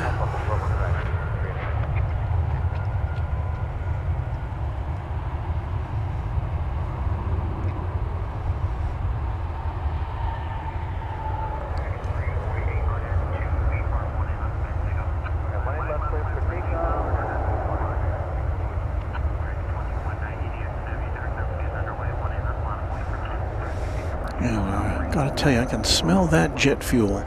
That is a 747-8.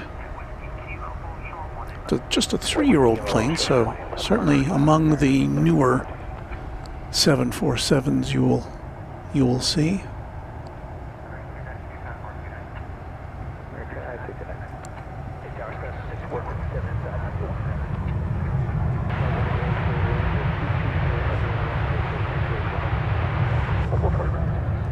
And it's off.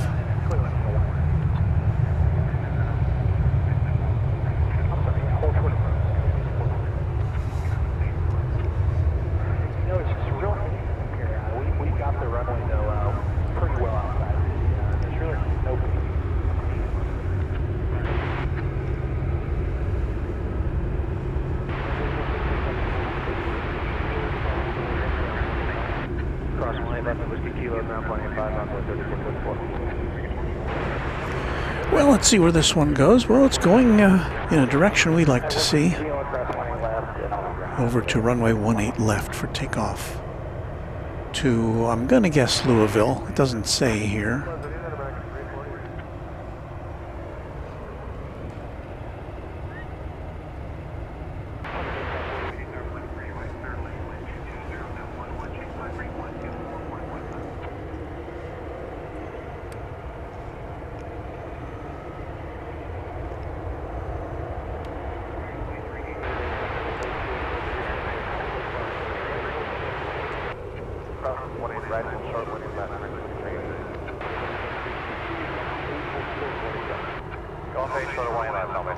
Oh, WAS Radio says, Runway DFW, Walt, thank you so much. I now have your gifted membership from Heath Shelton. What an absolute honor that this has happened. Well, I'm so glad it has.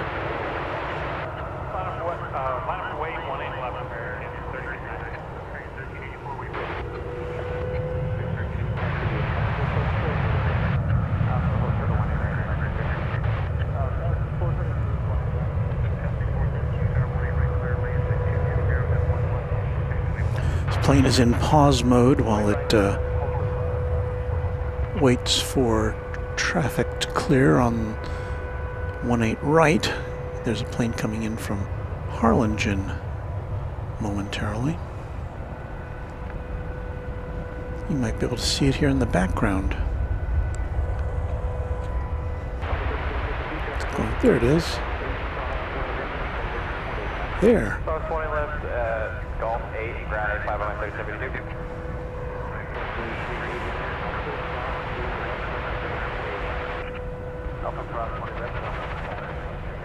Now this plane can go.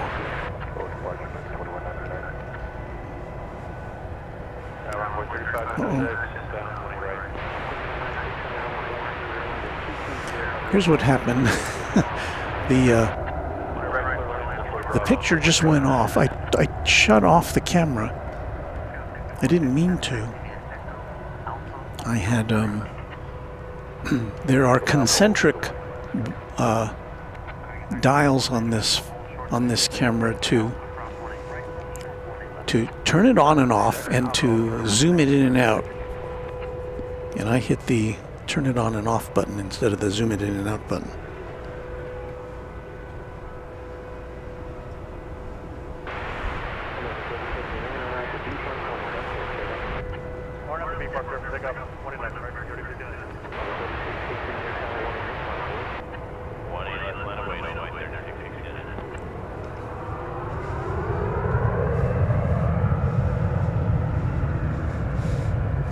Going out there, it's American Flight 3059 to Phoenix. Still waiting now for another plane to come in from McAllen, Texas. Saw it there in the background. And this 747 is going to have to wait even longer because there's a plane right behind it. Actually, there's several planes. Next plane coming in is from Midland, Texas. American Eagle 3596. This will be an Embraer 175.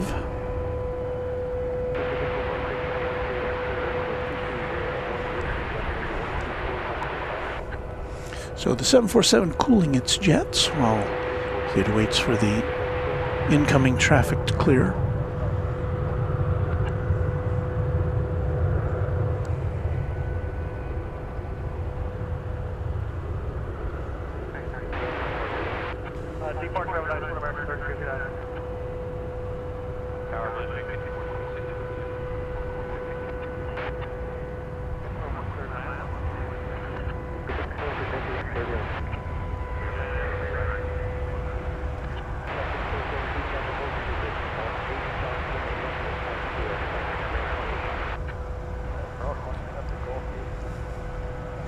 And I don't think the 747 is going to get a chance to move quite yet because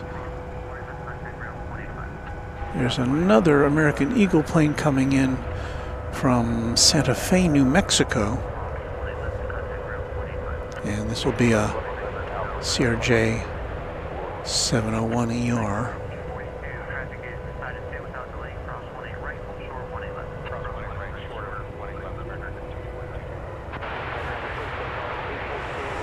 As a Frontier gets ready to take off to Las Vegas with Hugh the Manatee on the tail. We've seen this one. I think we saw this one on Tuesday night. So there's Hugh.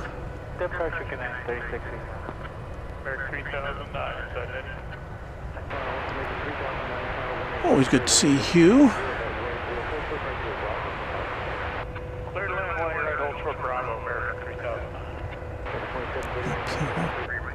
Camera needs to be tilted up a little bit.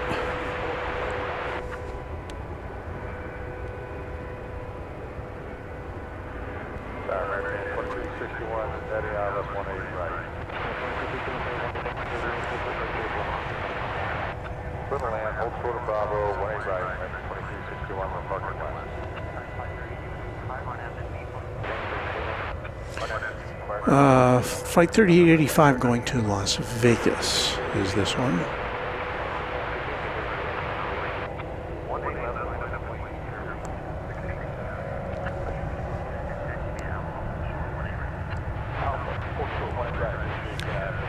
But the 747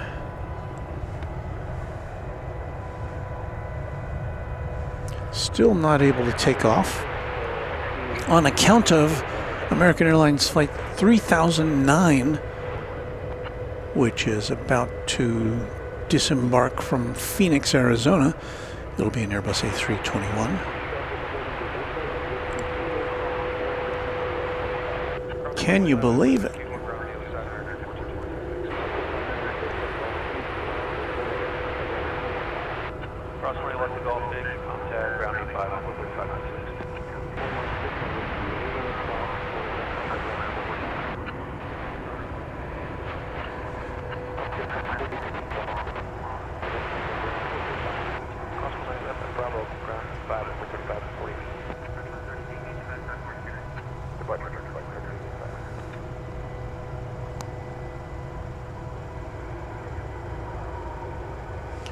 And there is yet another inbound plane, which will prevent the 747 from its getting any further than it's getting right now.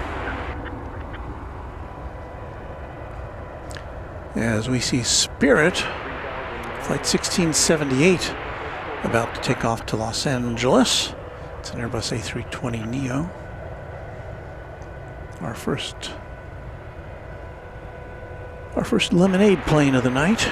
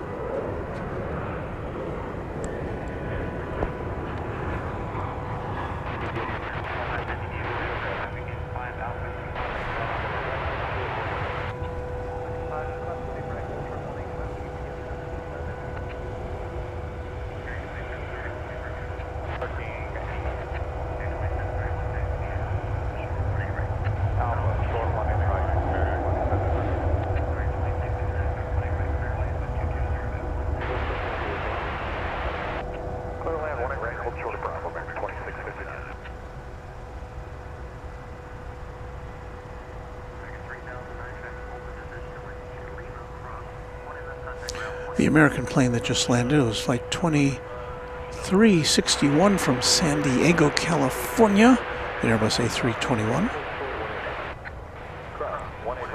And I do believe the Queen of the Skies has now gotten clearance to cross over on 18 right, heading over to 187 for takeoff to, we suspicion, Louisville.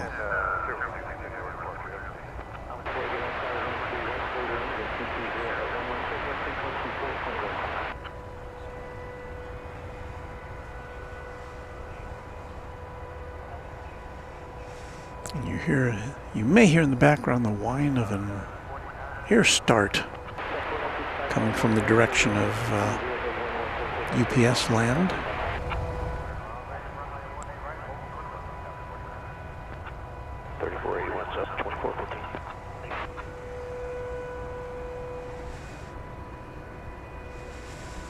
Aviation Geek, yes, the BA did go out. We did, it went out before we went on the air. I did play it back. I played back a recording of its departure, so if you want to rewind the show, you can get a glimpse of it. Coming in now from Santa Ana, California, American 2659. Downrange 2376 outside 1918 right.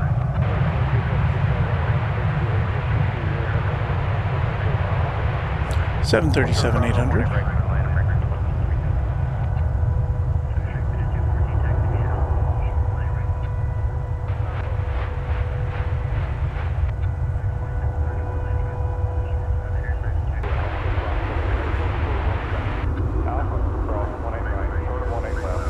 Oh, that shot looks a little too high. Can't win.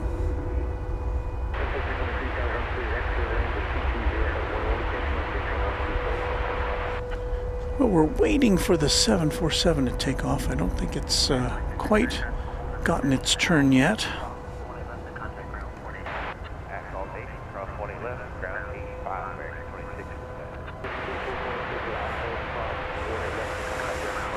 As we have what looks like an E-jet there. American Eagle 3439. Going to a unspecified by Flight Radar 24 destination.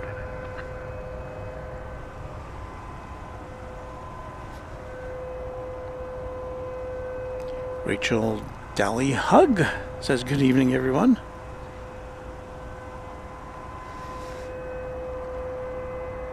Carla Longer Beam says she got to get to bed. Thank you to me. Well, thank you. Our fabulous mods, yes. I concur. Hope everyone has a wonderful night and rest of your week. Thank you, Carla. Great to see you here.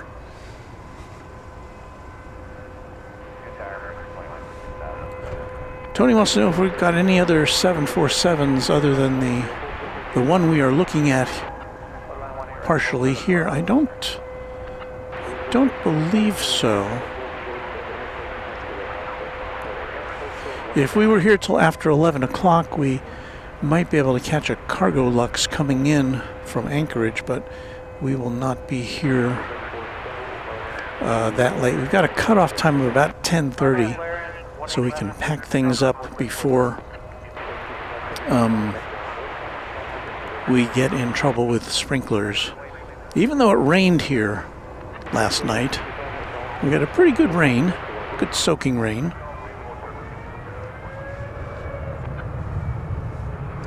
They've been known to turn on the sprinklers even when that is the case.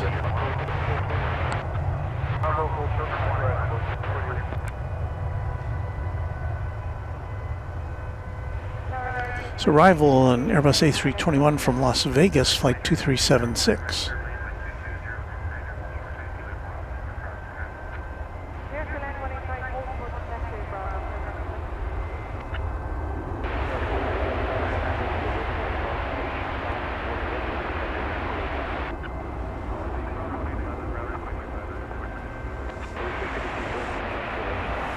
Here goes the old girl. Well, kind of a new girl. Just 4 years old, as I recall.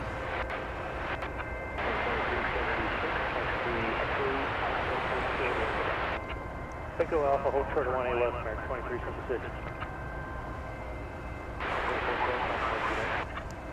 3412, departure, good day.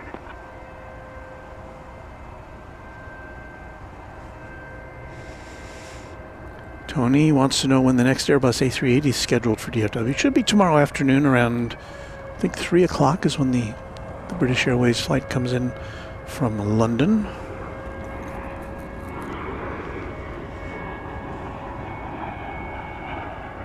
We only get one a day.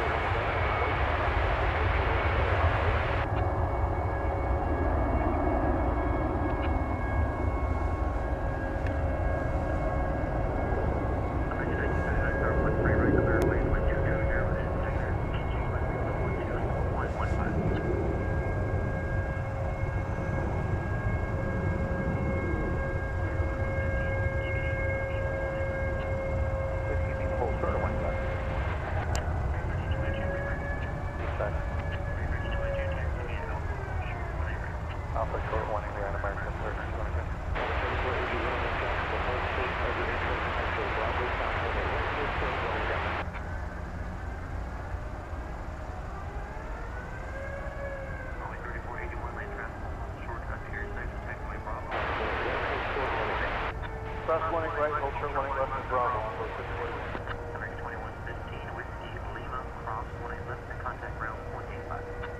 Cross 1 left, Whiskey Lima, ground 25. American 2370.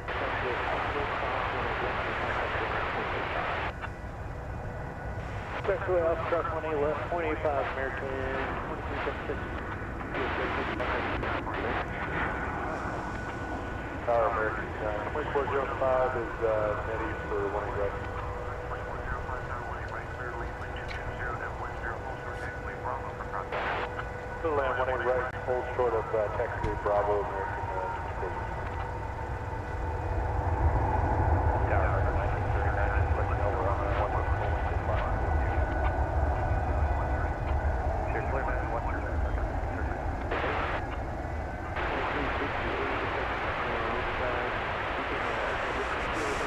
Well, there it goes.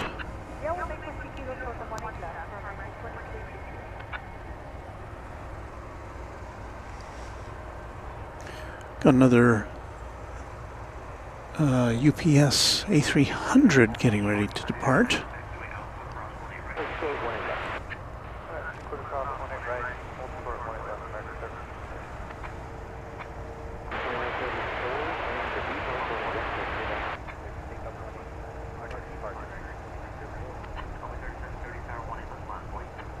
18 left, line up and wait, all boy 3730. I think it'll be the leftmost. Is that an A380? I think it is. I mean, an A330. I think it is. I don't see anything else back there that could be that.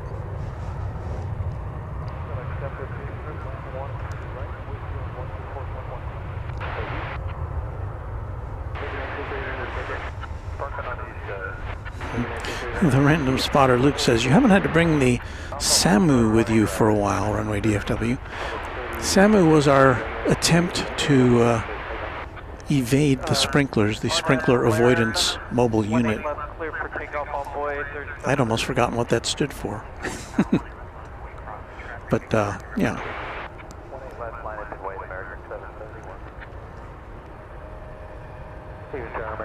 Well, I still have it.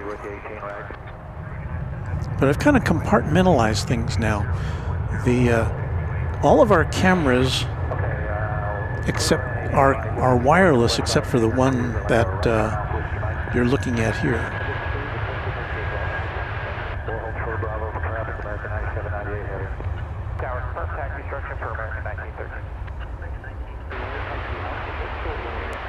Taxi Alpha, hold short, 18 right, American, 1939. So we haven't done this in a while. Here's our quad camera look here.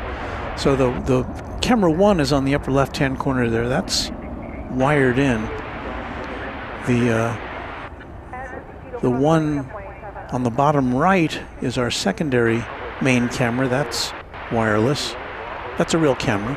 Then the other two cameras in the upper right and the lower left are both smartphones, which are posing as cameras, and they're wireless. So if I have to, I can just disconnect this from a couple of wires and move it away, and move the other camera away. Then I just have to slide the table back to get out of sprinkler range. So I think that's what that's my plan anyway, if it comes to that.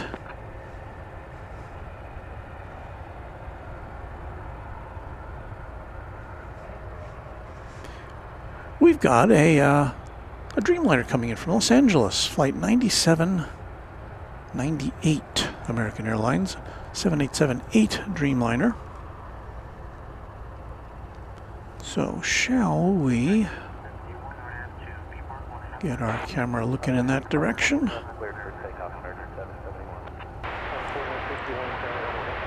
Yes, we shall.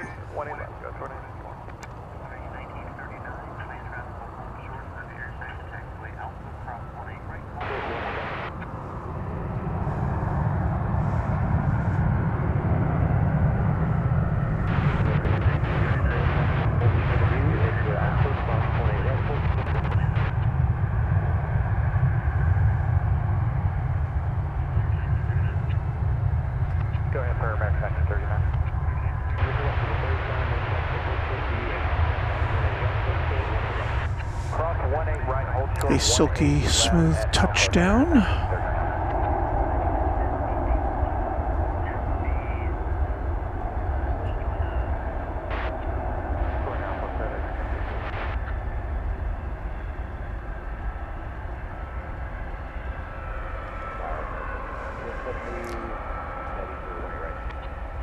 And this is a repositioning flight because, as you can see, it's not turning towards the terminals, it's turning towards the hangar area.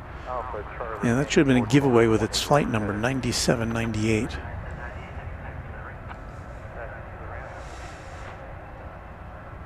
So it is headed over towards the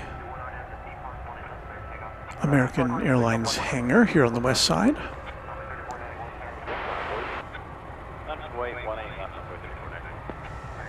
And now, right in front of us, we'll get a nice look at an A300.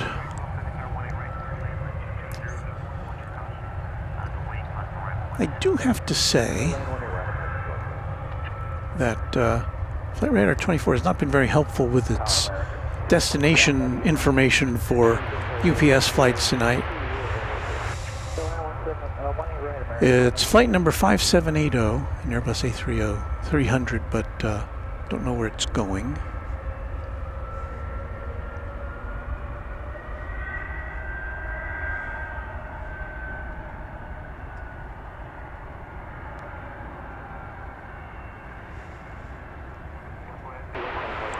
Got the tug pulling away.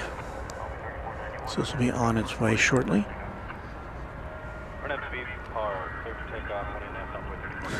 El Toro 66 says, my lurkin' ain't working, so I rescind my lurky turkey mode.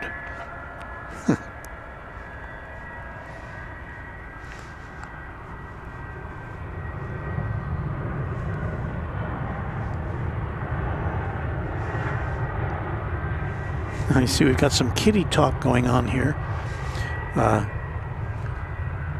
Anna the dispatcher blaming this message on her cat. So if you can decipher that, if you read cat,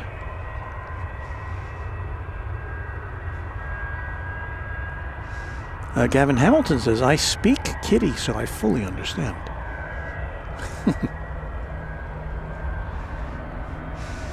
And Luke counters, my German Shepherd. Or glad my German Shepherd doesn't do that.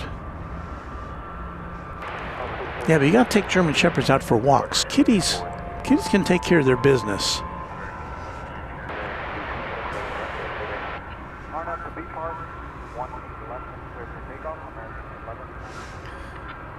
Tony Sisk with a $5 super chat. What are the big planes tonight?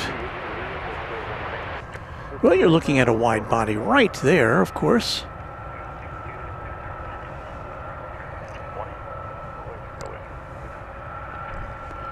But as far as the rest of the evening goes,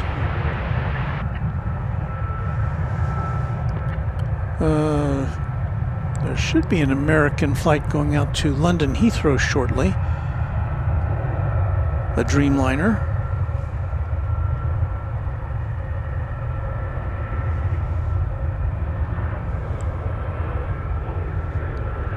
We should see another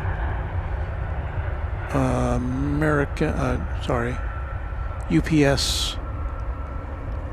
Oh, this one apparently is going to Ontario, according to Jet Tip. Thank you, Jet Tip.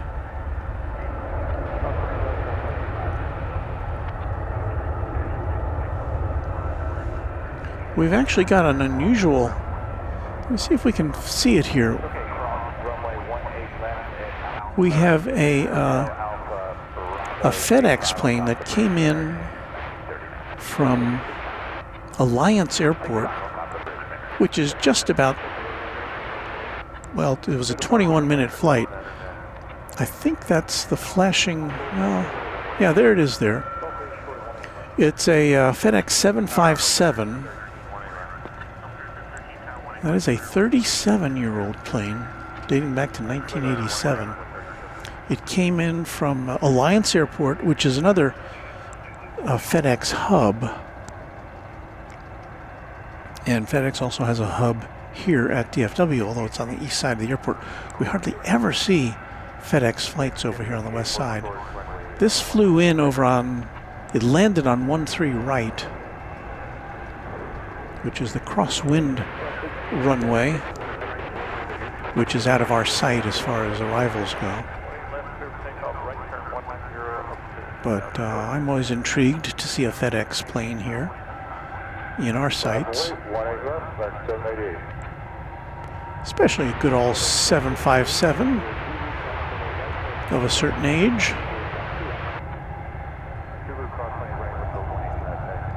So it's got a long taxi to go. It's got to cross over runways 18 right and 18 left, and go over the bridge, cross over a couple of runways over on the east side to get to its final destination. I dare say it'll be taxiing here at DFW Airport for almost as long, or perhaps longer, than it took to fly over here from Alliance Airport.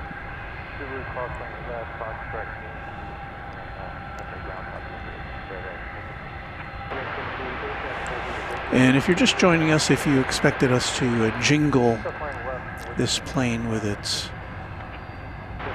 birth year, being a 20th century plane, we're kind of toning things down tonight out of respect for our aviation colleagues.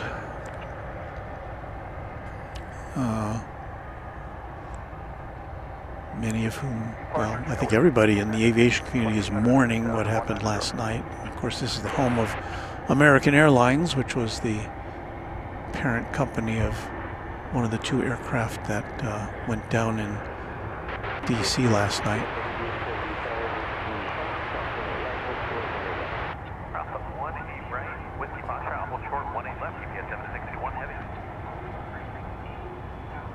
Well, UPS, I mean, the FedEx plane got kind of a lucky break getting across 18 left and right, and here comes the A300,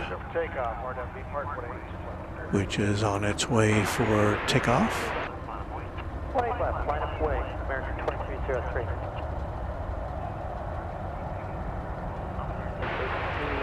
I know it's not that rare to see a FedEx plane, but over here on the west side of DFW, it kind of is, at least at the times we normally operate.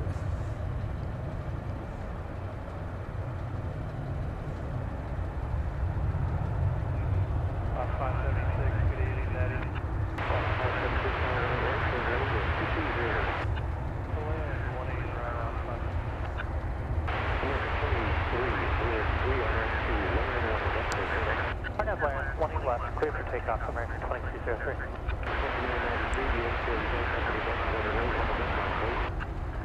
Left away, 18 left, American 2993.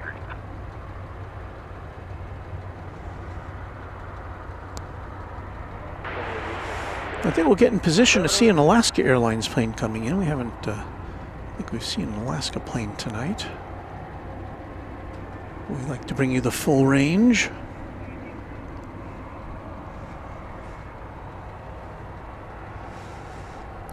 Rachel says, yes, my heart goes out to all the families affected by the crash. Such a freak accident. I mean, it's, of all the things you expect, would be two aircraft at the same coordinates at the same altitude in the vicinity of an airport.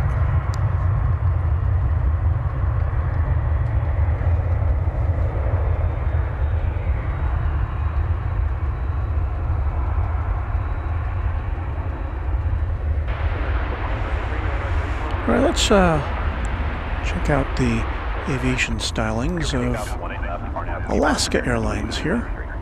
This will be a 737-800 coming in from Seattle. Here on Runway DFW, live from Dallas-Fort Worth International Airport in Texas. I thank you for joining us tonight, whether you're watching on a phone or a tablet or a computer screen or a big screen TV. I kind of like watching on the big screen TV myself. I don't have that option here. I see everything you see through a little 2-inch viewfinder for the most part.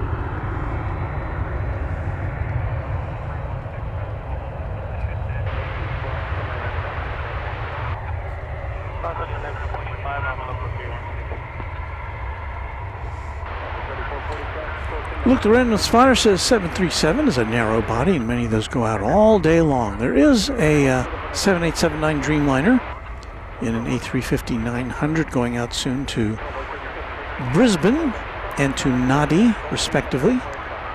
He's telling Tony Sisk. So thank you for loading us up with that information.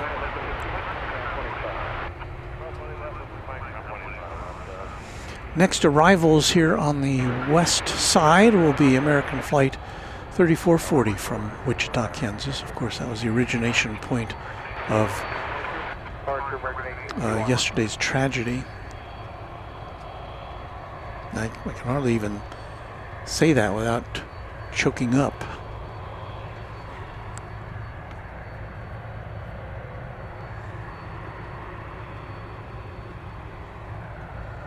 There you see a UPS 767 pulling out. That's going to Louisville.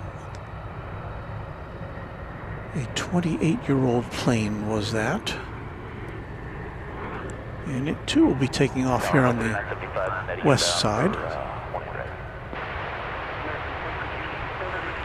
We still are waiting for the A300 to be dispatched.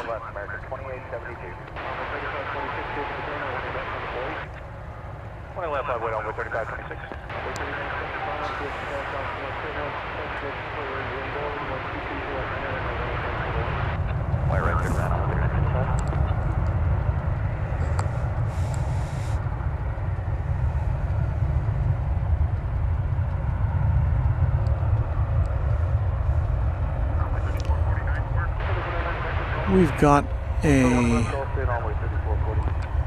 Spirit arriving from New Orleans.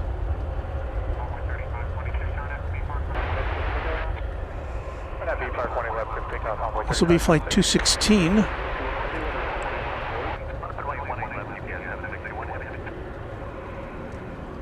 An Airbus A320.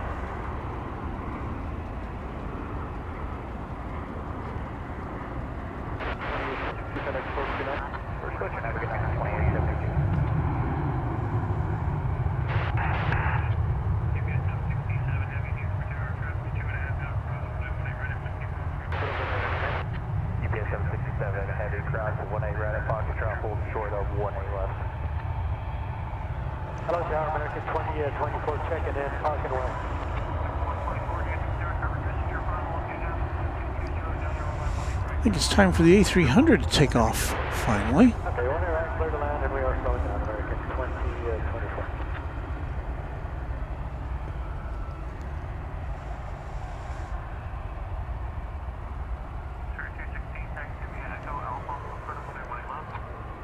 Echo Alpha, short of 1 left, fair wing.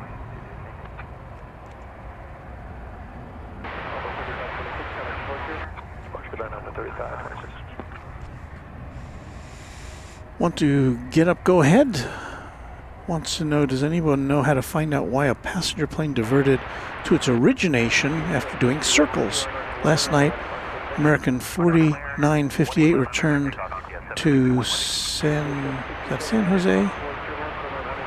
Destination DFW. I don't know. We've got a couple of UPS planes. A300, 767.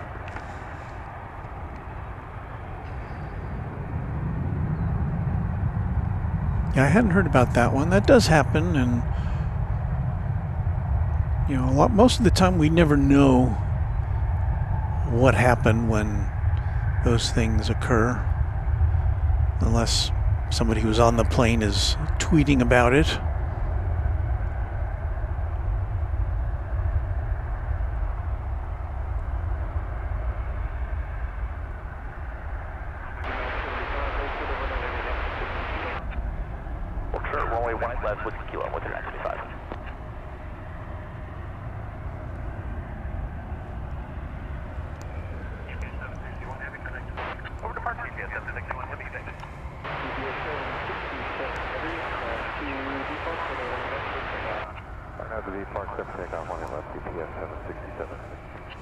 So 767 is off to Louisville, the world port.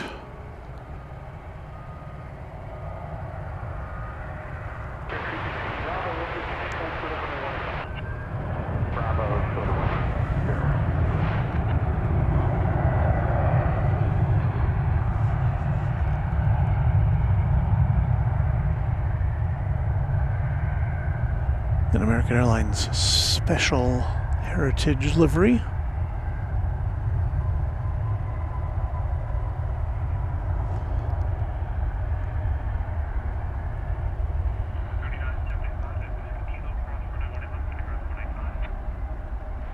Whiskey Kilo cross 18 left, run 185 at the other side.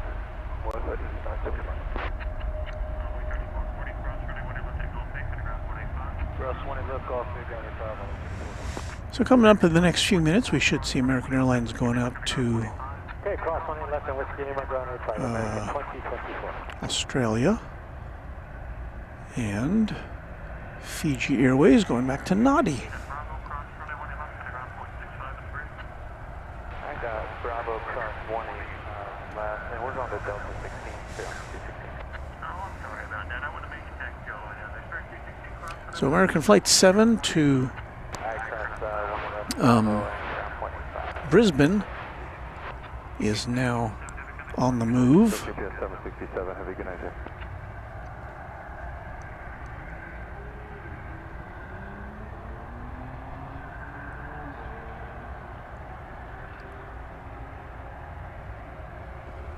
I think this is it here. It's a 7879 Dreamliner. And as we generally point out, it's, I believe, American's longest distance flight from here. 8,300 miles. A flight time of, average flight time of just about 16 hours. It's a long time to be on an airplane.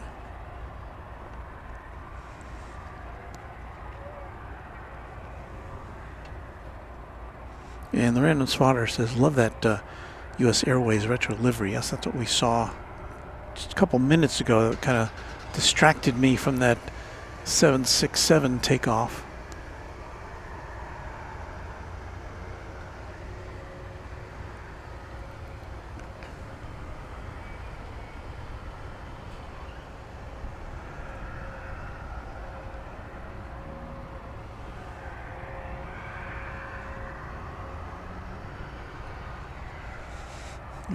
Let's check out what's happening with the Tri-Jet. We hope to see this go out before we depart. It's still got its cargo bay door open here on the left side.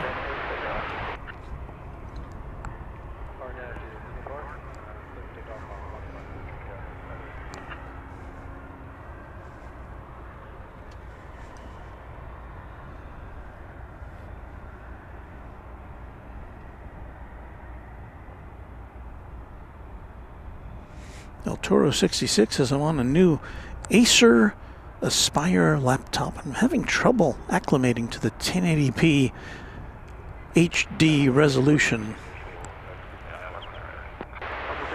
Yeah, it's hard to go back to anything else once you get HD going. And we've got a pretty solid connection to the interwebs, so our picture should be pretty good quality.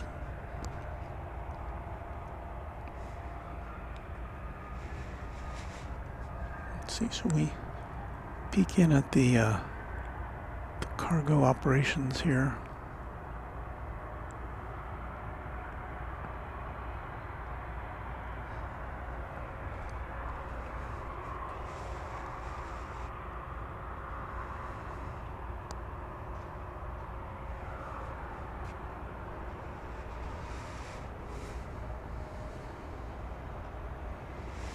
Rachel says, DFW has so much traffic, my airport, Milwaukee, doesn't do a tenth of what this airport does. And yet, I would encourage any of our viewers who are within range of any kind of an airport to go pay it a visit. You know, there's some airports that, of course, have better viewing access than others. I guess that's to be expected, but it's just so much fun to see and hear and feel the aircraft coming and going. So if you have that opportunity, be sure to do it. And, you know, you don't have to take pictures, just kind of hang out and have some fun.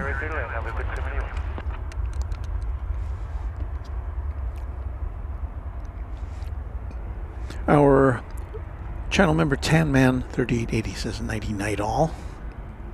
Glad you could spend some time with us.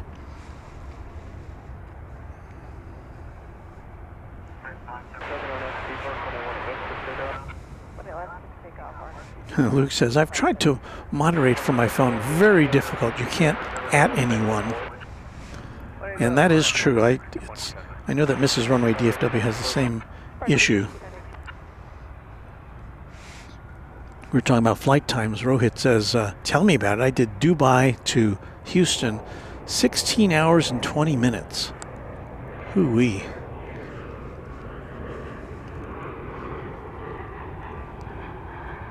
Well, here is the American Dreamliner about to embark on the long journey to Brisbane. A flight which started up a few months ago to great acclaim.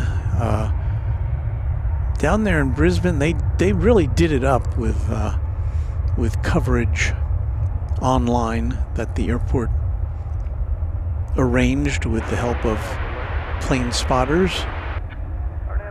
I know that Julia Flights, I believe, was involved in that production.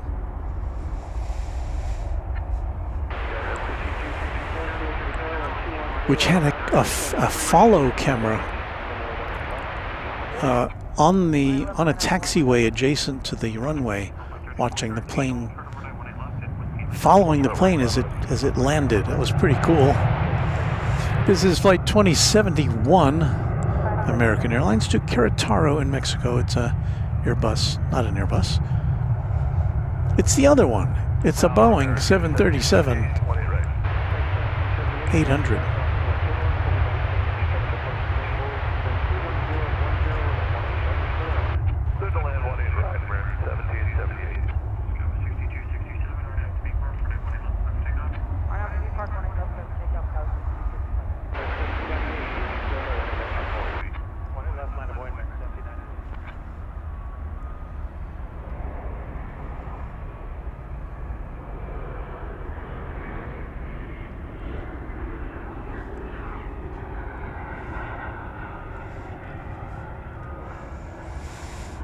I'll do this while I can. We're just a little before 10 o'clock, and oh, that's not what I meant to put up. I meant to pop in this. You're watching Runway DFW After Dark here on YouTube. We're here several times a week. This is our second nighttime stream this week. We were here last Saturday afternoon. I think we'll be here on Saturday afternoon once again, as we see American Flight 1798 eclipsing the Brisbane-bound flight. This one's going to San Diego.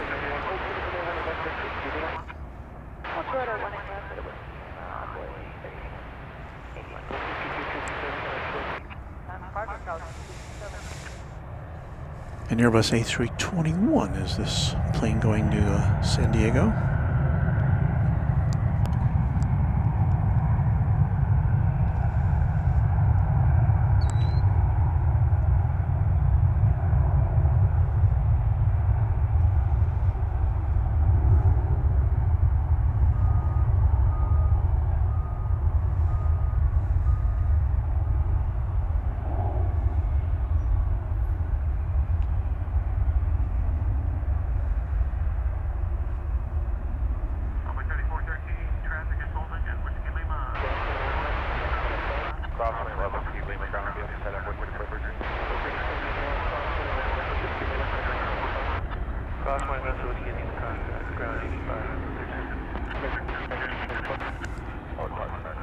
And now the Dreamliner moves into position for takeoff to Brisbane.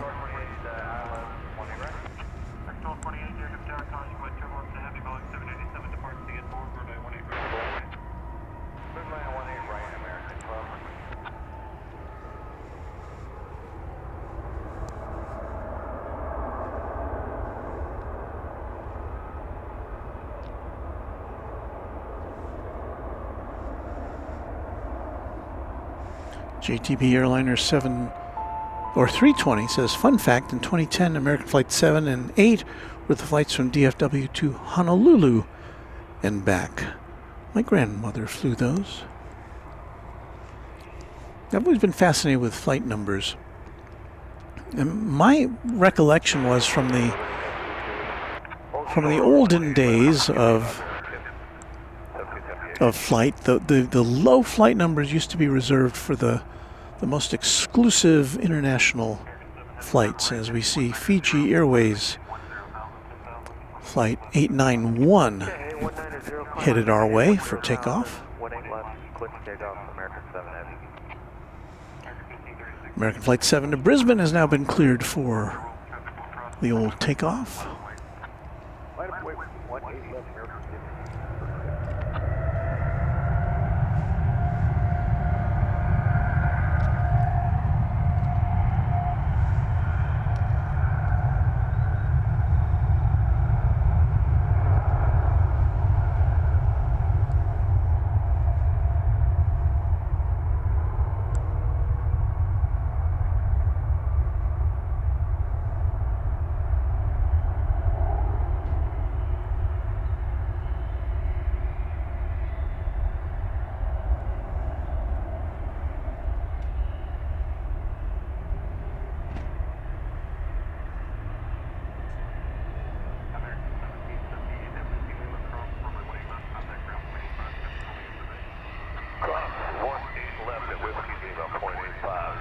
American 7.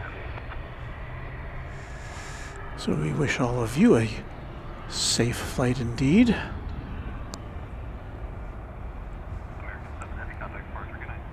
American 7 Heavy,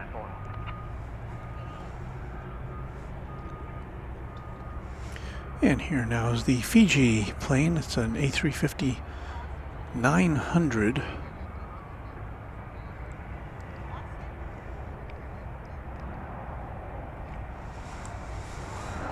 Flight time to Naji, 13 hours and 25 minutes, typically. 6,600 miles. So let's see, it's scheduled to get into Nadi at 5:20 a.m., which I'm guessing will be Friday? No, Saturday? I don't know. I don't know what day it's going to get there.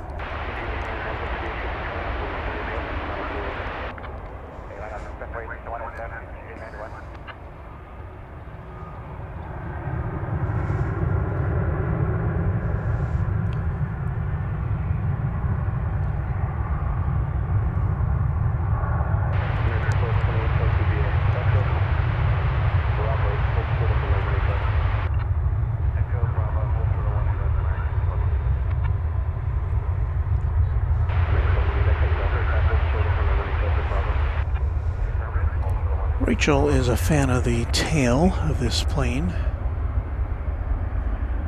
It does have a very interesting design. I wish they'd turn on the tail light. It would help us see it. They're not favoring us with that feature tonight, it doesn't appear.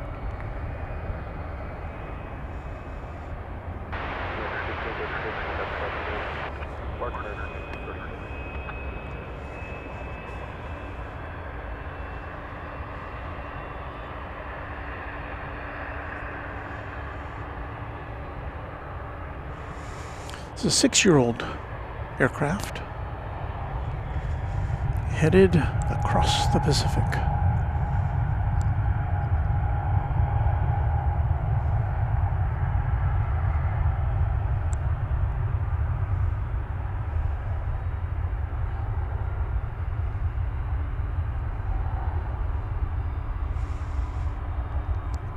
Well, we have a bit of a treat for you once we watch this plane climb into the night sky.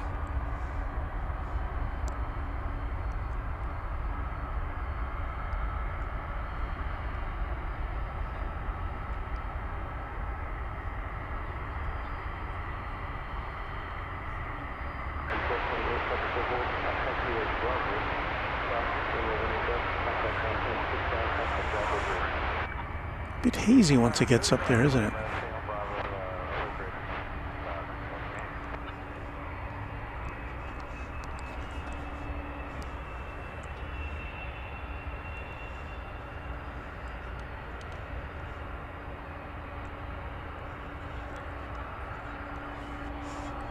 Well, here's what I was talking about here. The distinctive tail of the UPS MD-11.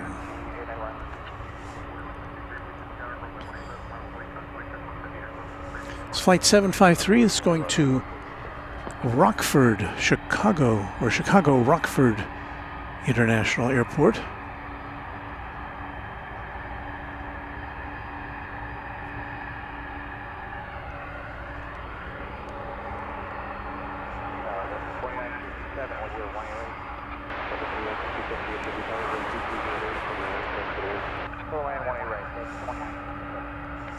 The plane is 33 years old, dating back to September of 1991. And again, we'll kind of decided to turn off our musical jingles for tonight out of respect for the victims of the tragedy last night.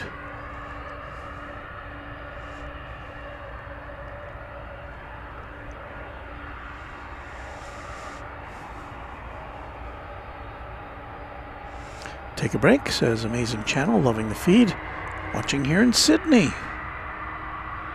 We're glad to have you with us. Got a number of Australian viewers that we're lucky enough to have.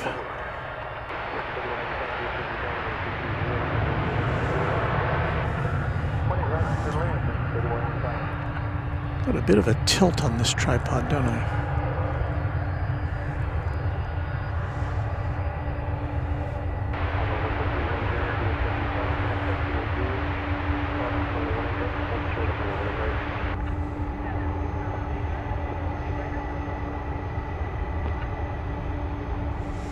Man, lucky for us, it's going to be making it's on a trajectory to take off here on the west side. That's what we like to see here at Runway DFW.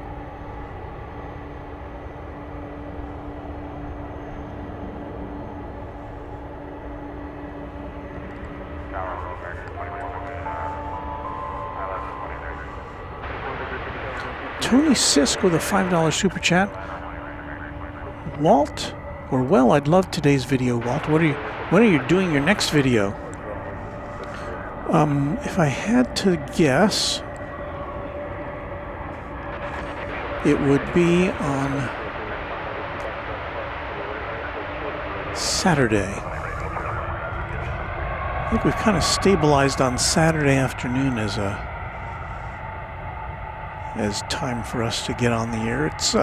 It's nice because our European viewers can see us in the evening there instead of in the middle of the night.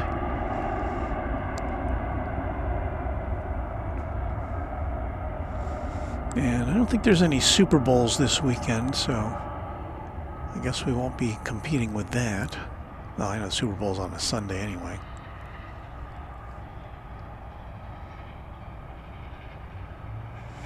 So yeah, look for us Saturday afternoon at 1 p.m. Central Time. And what is that?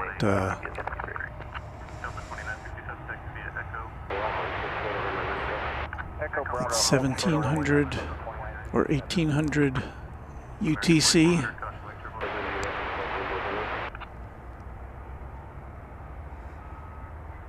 I think we got to turn and burn here, folks.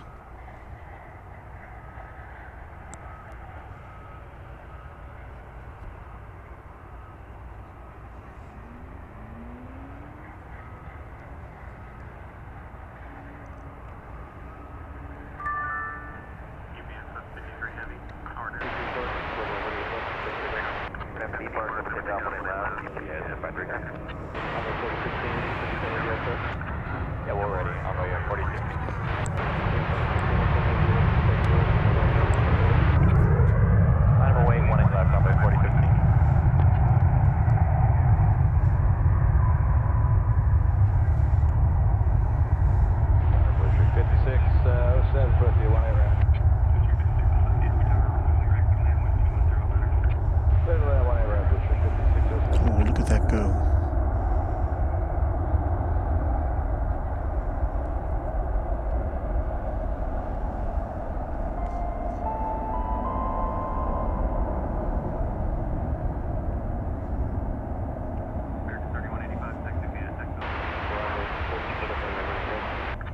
Echo Bravo, short 185, 31. Departure UPS 53.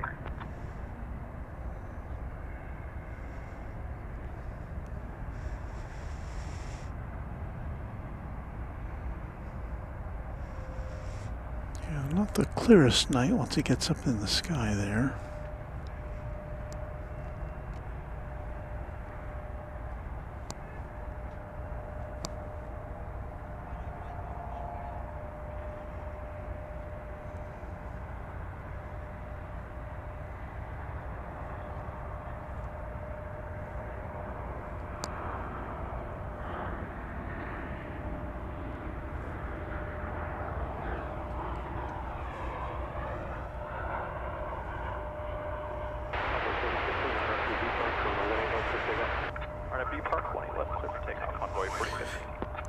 Our Quadjet channel number Cranky OG757 Chip says, Walt, if you stream early Saturday afternoon, you may catch the arrival of my daughter on American Flight 1667 from Seattle. Well, hopefully we'll be able to do that. Seattle flights usually come in here on the west side, and if it happens anytime 1 o'clock or after, we should be good to go. I hope we can do that.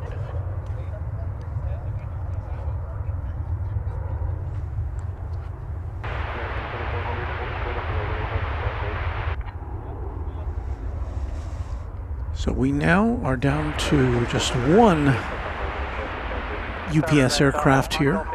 We've seen them all go. Hey, Smoke and Slice Barbecue is here. Runway DFW, you are the only one I have ever subscribed to. Well, that's so nice of you to say. Thank you. And you know what? I was waiting for you to come in tonight because we have some special photographs to share with you from Smoke and Slice Barbecue. Now, what could that be? Is it aircraft related? Well, kind of. Kind of a little bit. Let's take a look, shall we? There you see young Harper Carlson, the daughter of Patrick, Smoke and Slice Barbecue. Isn't she just a doll? Now, the reason I bring these pictures to you is because we have some more pictures.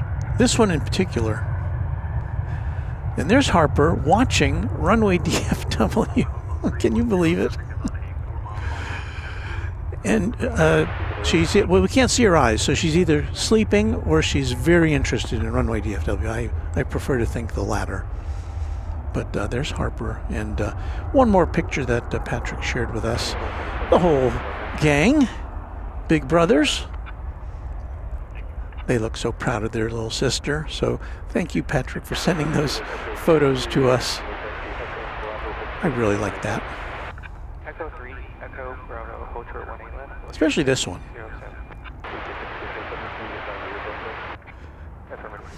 Tony Sisk has upgraded his membership to TriJet. So thank you, Tony. I very much appreciate that. Want to get up, go ahead, says Walt. I believe the haze that we're seeing on the planes rise up in the sky is the dust from the West Texas farms and oil fields brought up by the wind today. The sky was quite red here most of the day. I hadn't even considered that.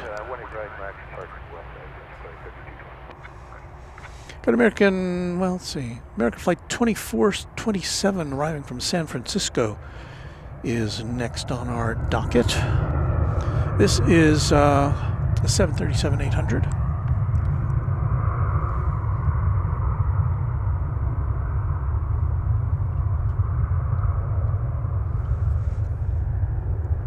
And we will be seeing it presently here on the channel.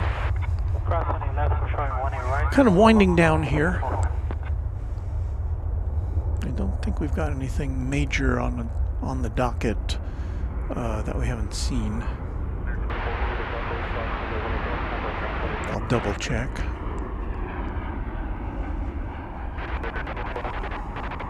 sorry, but that's at Gulf 8, cross 18 left, go to ground, American 2400. One of our prime directives here on the nighttime beat is to get out of the way before sprinklers kick in, which they usually do around 11 o'clock. And we usually have about at least 30 minutes of packing up to do.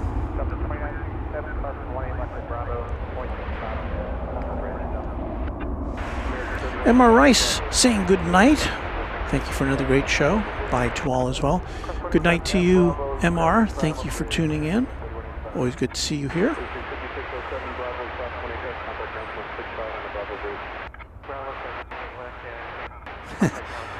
And Patrick says she was born when she was born at 7:57, and no, and he claims that she was wide awake when she was watching Runway DFW. So okay, well he ought to know. He's the dad.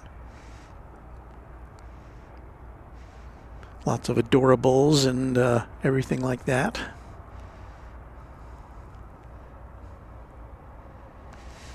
And El Toro 66 says, thanks for sharing those photos to Smoke and Slice Barbecue. They help lighten things up after last night. Yeah.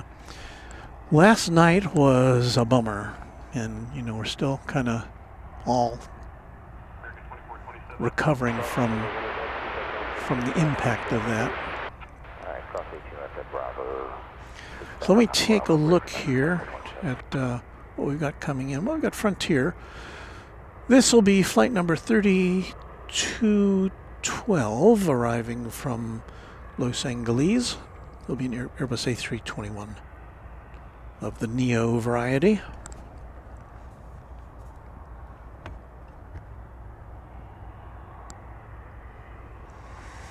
Should be seeing it momentarily, coming from behind the shrubbery.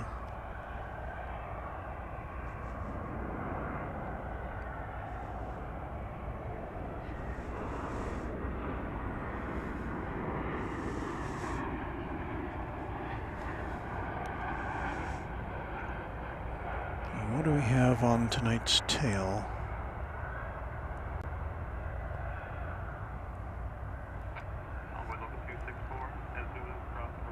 Okay, this is one I don't get. Luis the Axolotl. Luis the Axolotl. AXOLOTO.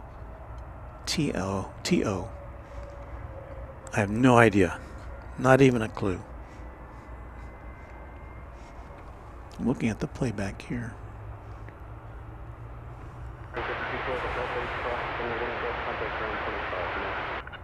At Gulf 8, cross 18 left and 2.85, French flight 3212. Tony Sisk saying, where is that? Where did I put that? Where did I? There we go. Tony Sisk, good night, guys, and I will look up in the morning and watch the rest then. So I'm leaving the show. Goodbye. Tony, thank you for that. And you know what? I think we've got a first here, at least as far as I can remember. We are totally clearing out the UPS facility here as this flight 793 to Louisville gets pushed back. This is a 28-year-old 767-300 freighter. And this, I've never seen no planes. That's a double negative, isn't it? I ain't never seen no planes. But no, I've never seen no... That doesn't sound right.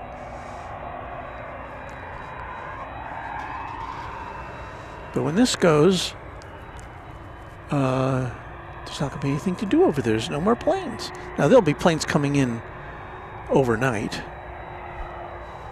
Pre-dawn, there'll be some arrivals. But usually there's at least one plane that's kind of left over there.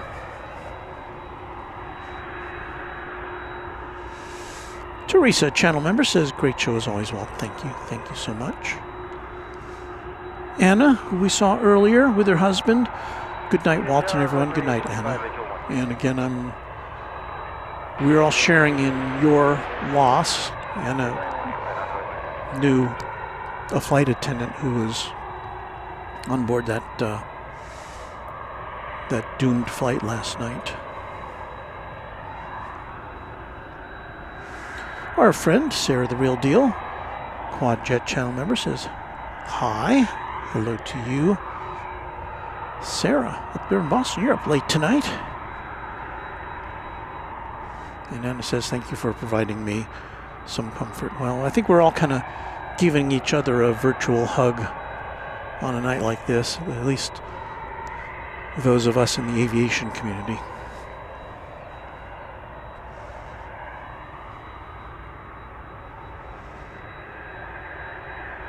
And Luke says, we all definitely needed a relaxing gathering of the Av geeks after the last 24 hours. Now Luke says, never seen an empty UPS depot.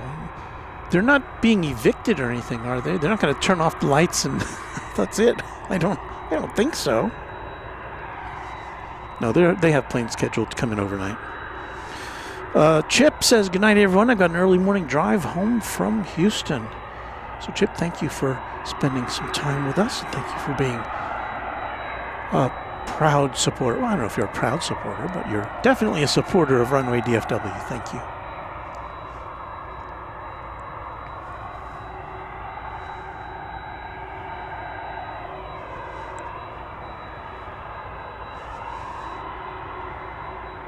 Okay, Sarah also says never seen it empty over there at UPS. I don't know what to say. So anyway, we're looking at a 767 off to the UPS World Port in Louisville.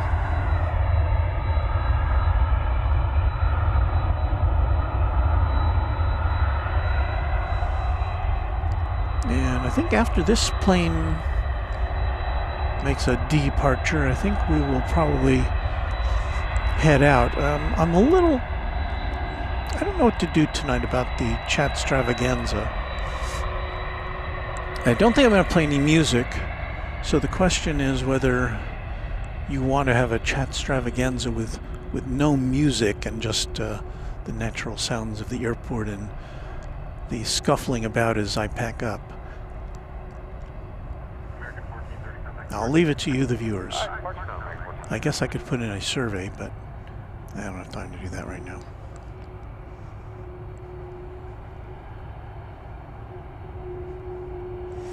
So if you feel like hanging around and just being able to chat amongst yourselves without our usual musical accompaniment tonight, then I guess we'll just do it. If I see our attendance dwindling to 0, I'll just turn off the stream.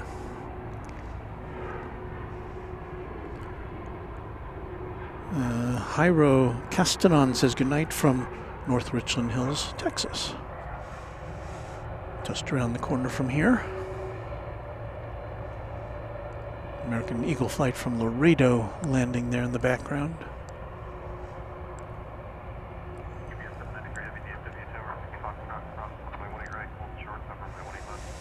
So we've done pretty well tonight as far as aircraft go. We've saw an A380 take off by recording earlier tonight before we went on the air. We saw a Queen of the Sky take off. 767, 757, 737. A330, A350. A320 varieties. E-jets. A prop plane or two.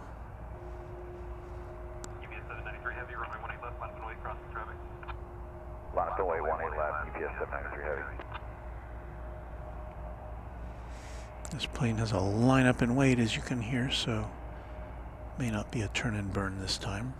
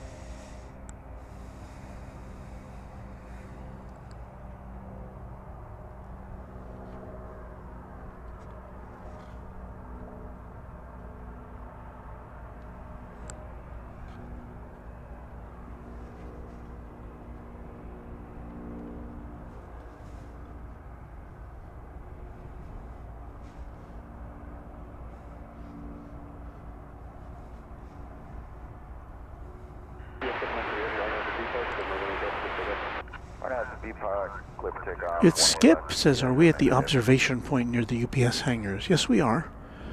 It's called DFW Founders Plaza, and it's on the Google Maps.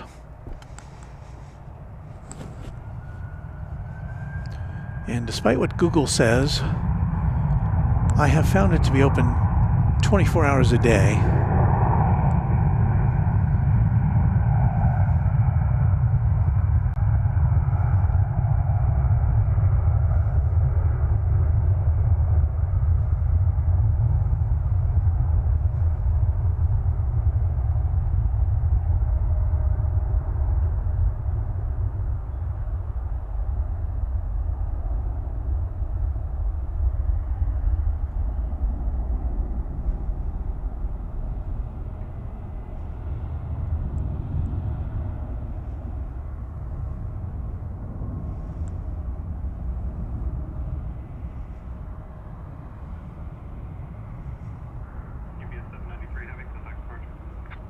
Such a departure, UPS 793.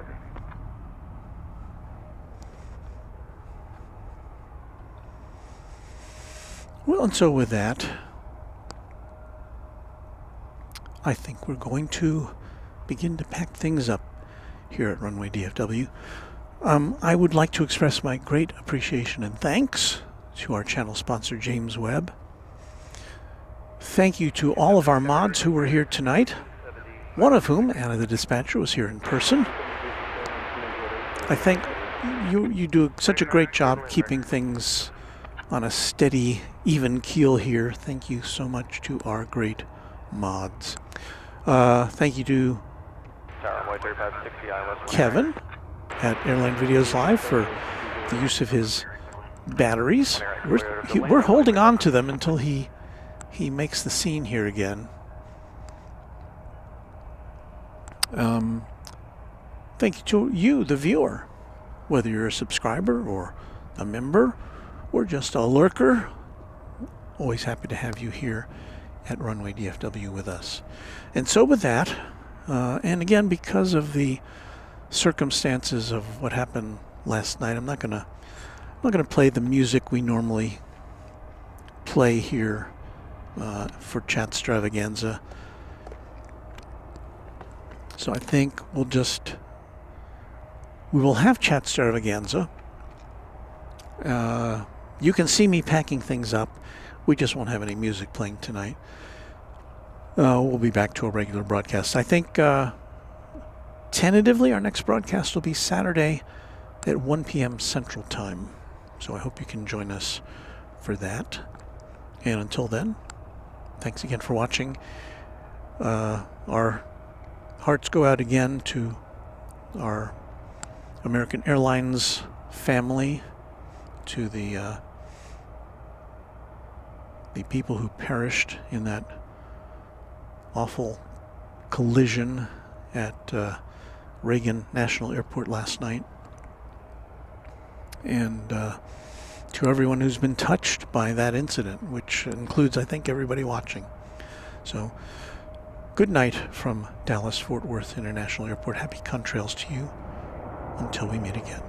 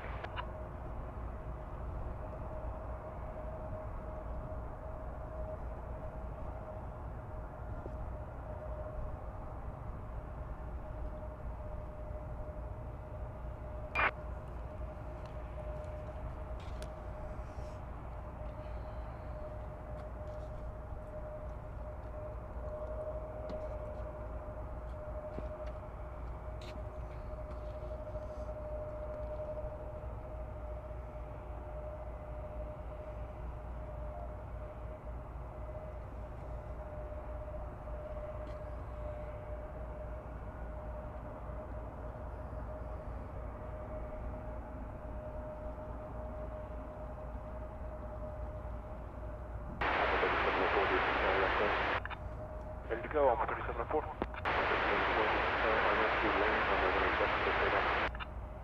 RNAV Laren, 18 left, clear for takeoff on board 3704.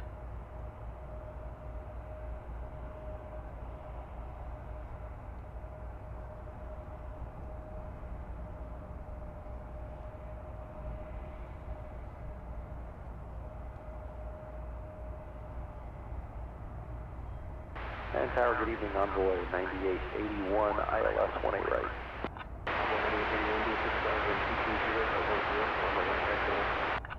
18 right, clear to land, envoy 9881.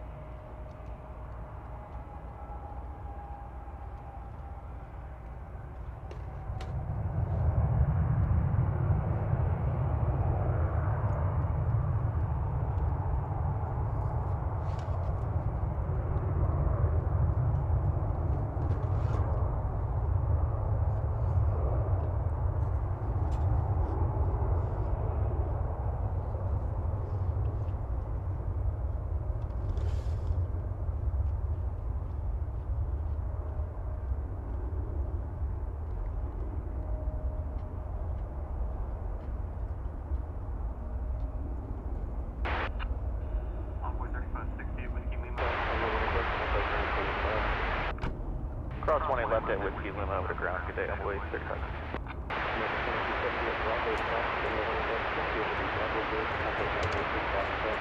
Okay, cross 18 left at Bravo Bridge. 65 on top of 2270. Departure envoy 3704, yep.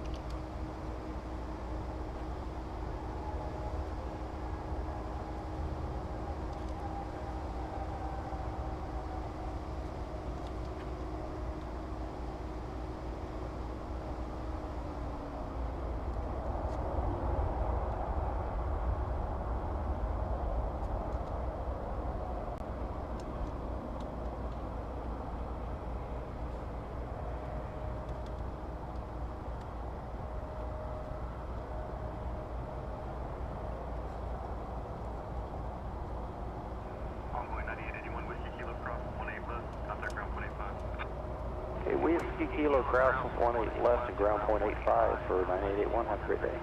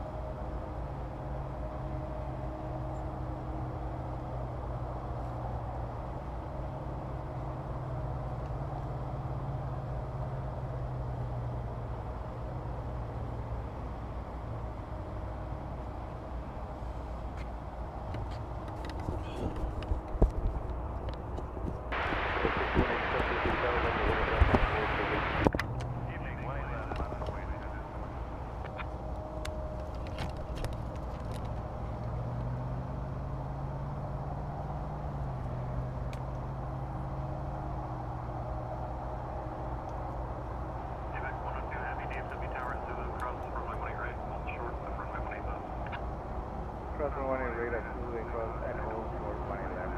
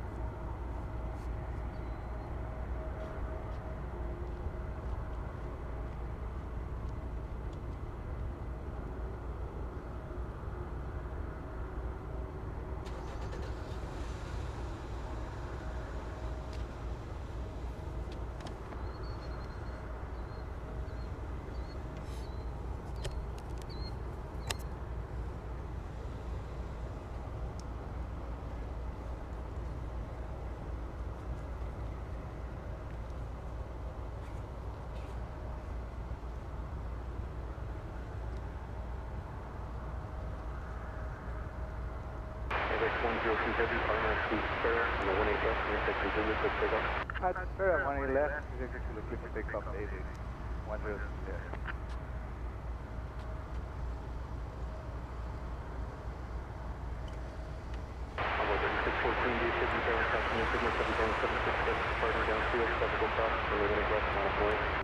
Running left, Leonard Boyd on board 3614.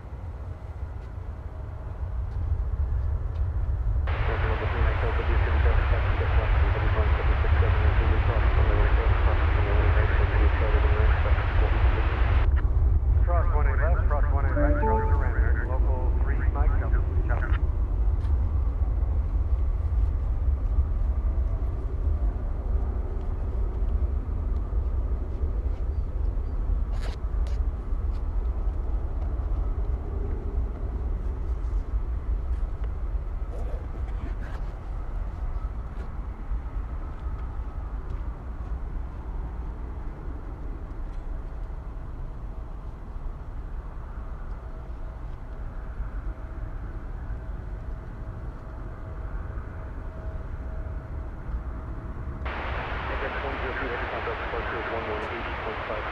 1855, AVEX 102, heavy, good night.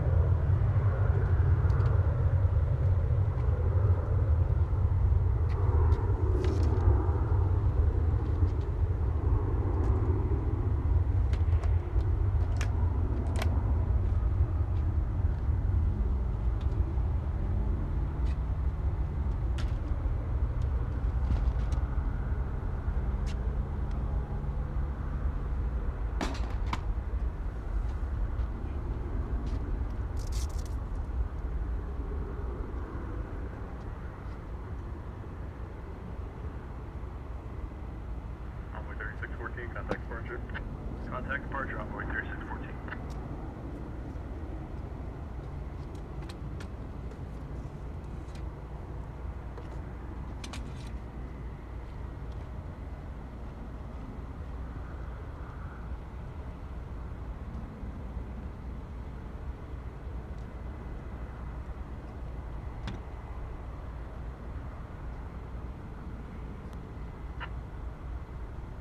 American 2528, RNF2B Park, runway 28 left, takeoff. Good for takeoff, 28 left, RNF2B Park, American 2528. Envoy 4065, DFW Tower, runway 18 left, on way. 28 left, on way, envoy 4065. American 556, DFW Tower, good evening, wind 210, runway 20 right,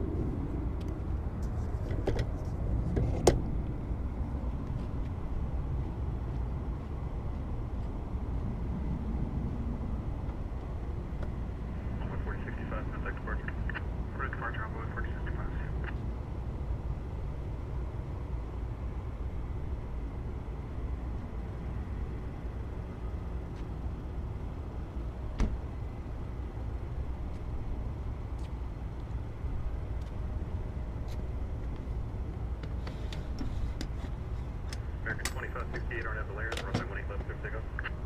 American 2568, RNAV Valerian, clear for takeoff. American 485, DFW Tower, runway 18 left, on a void. 18 left, line void, American 485.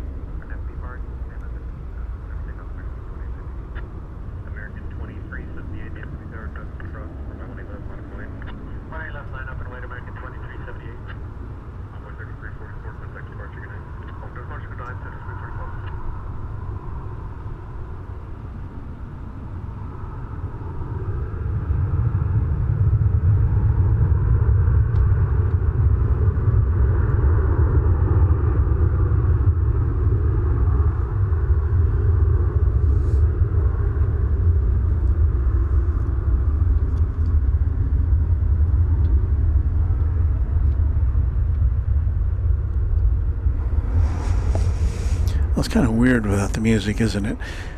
Well, that will end our chat extravaganza for tonight.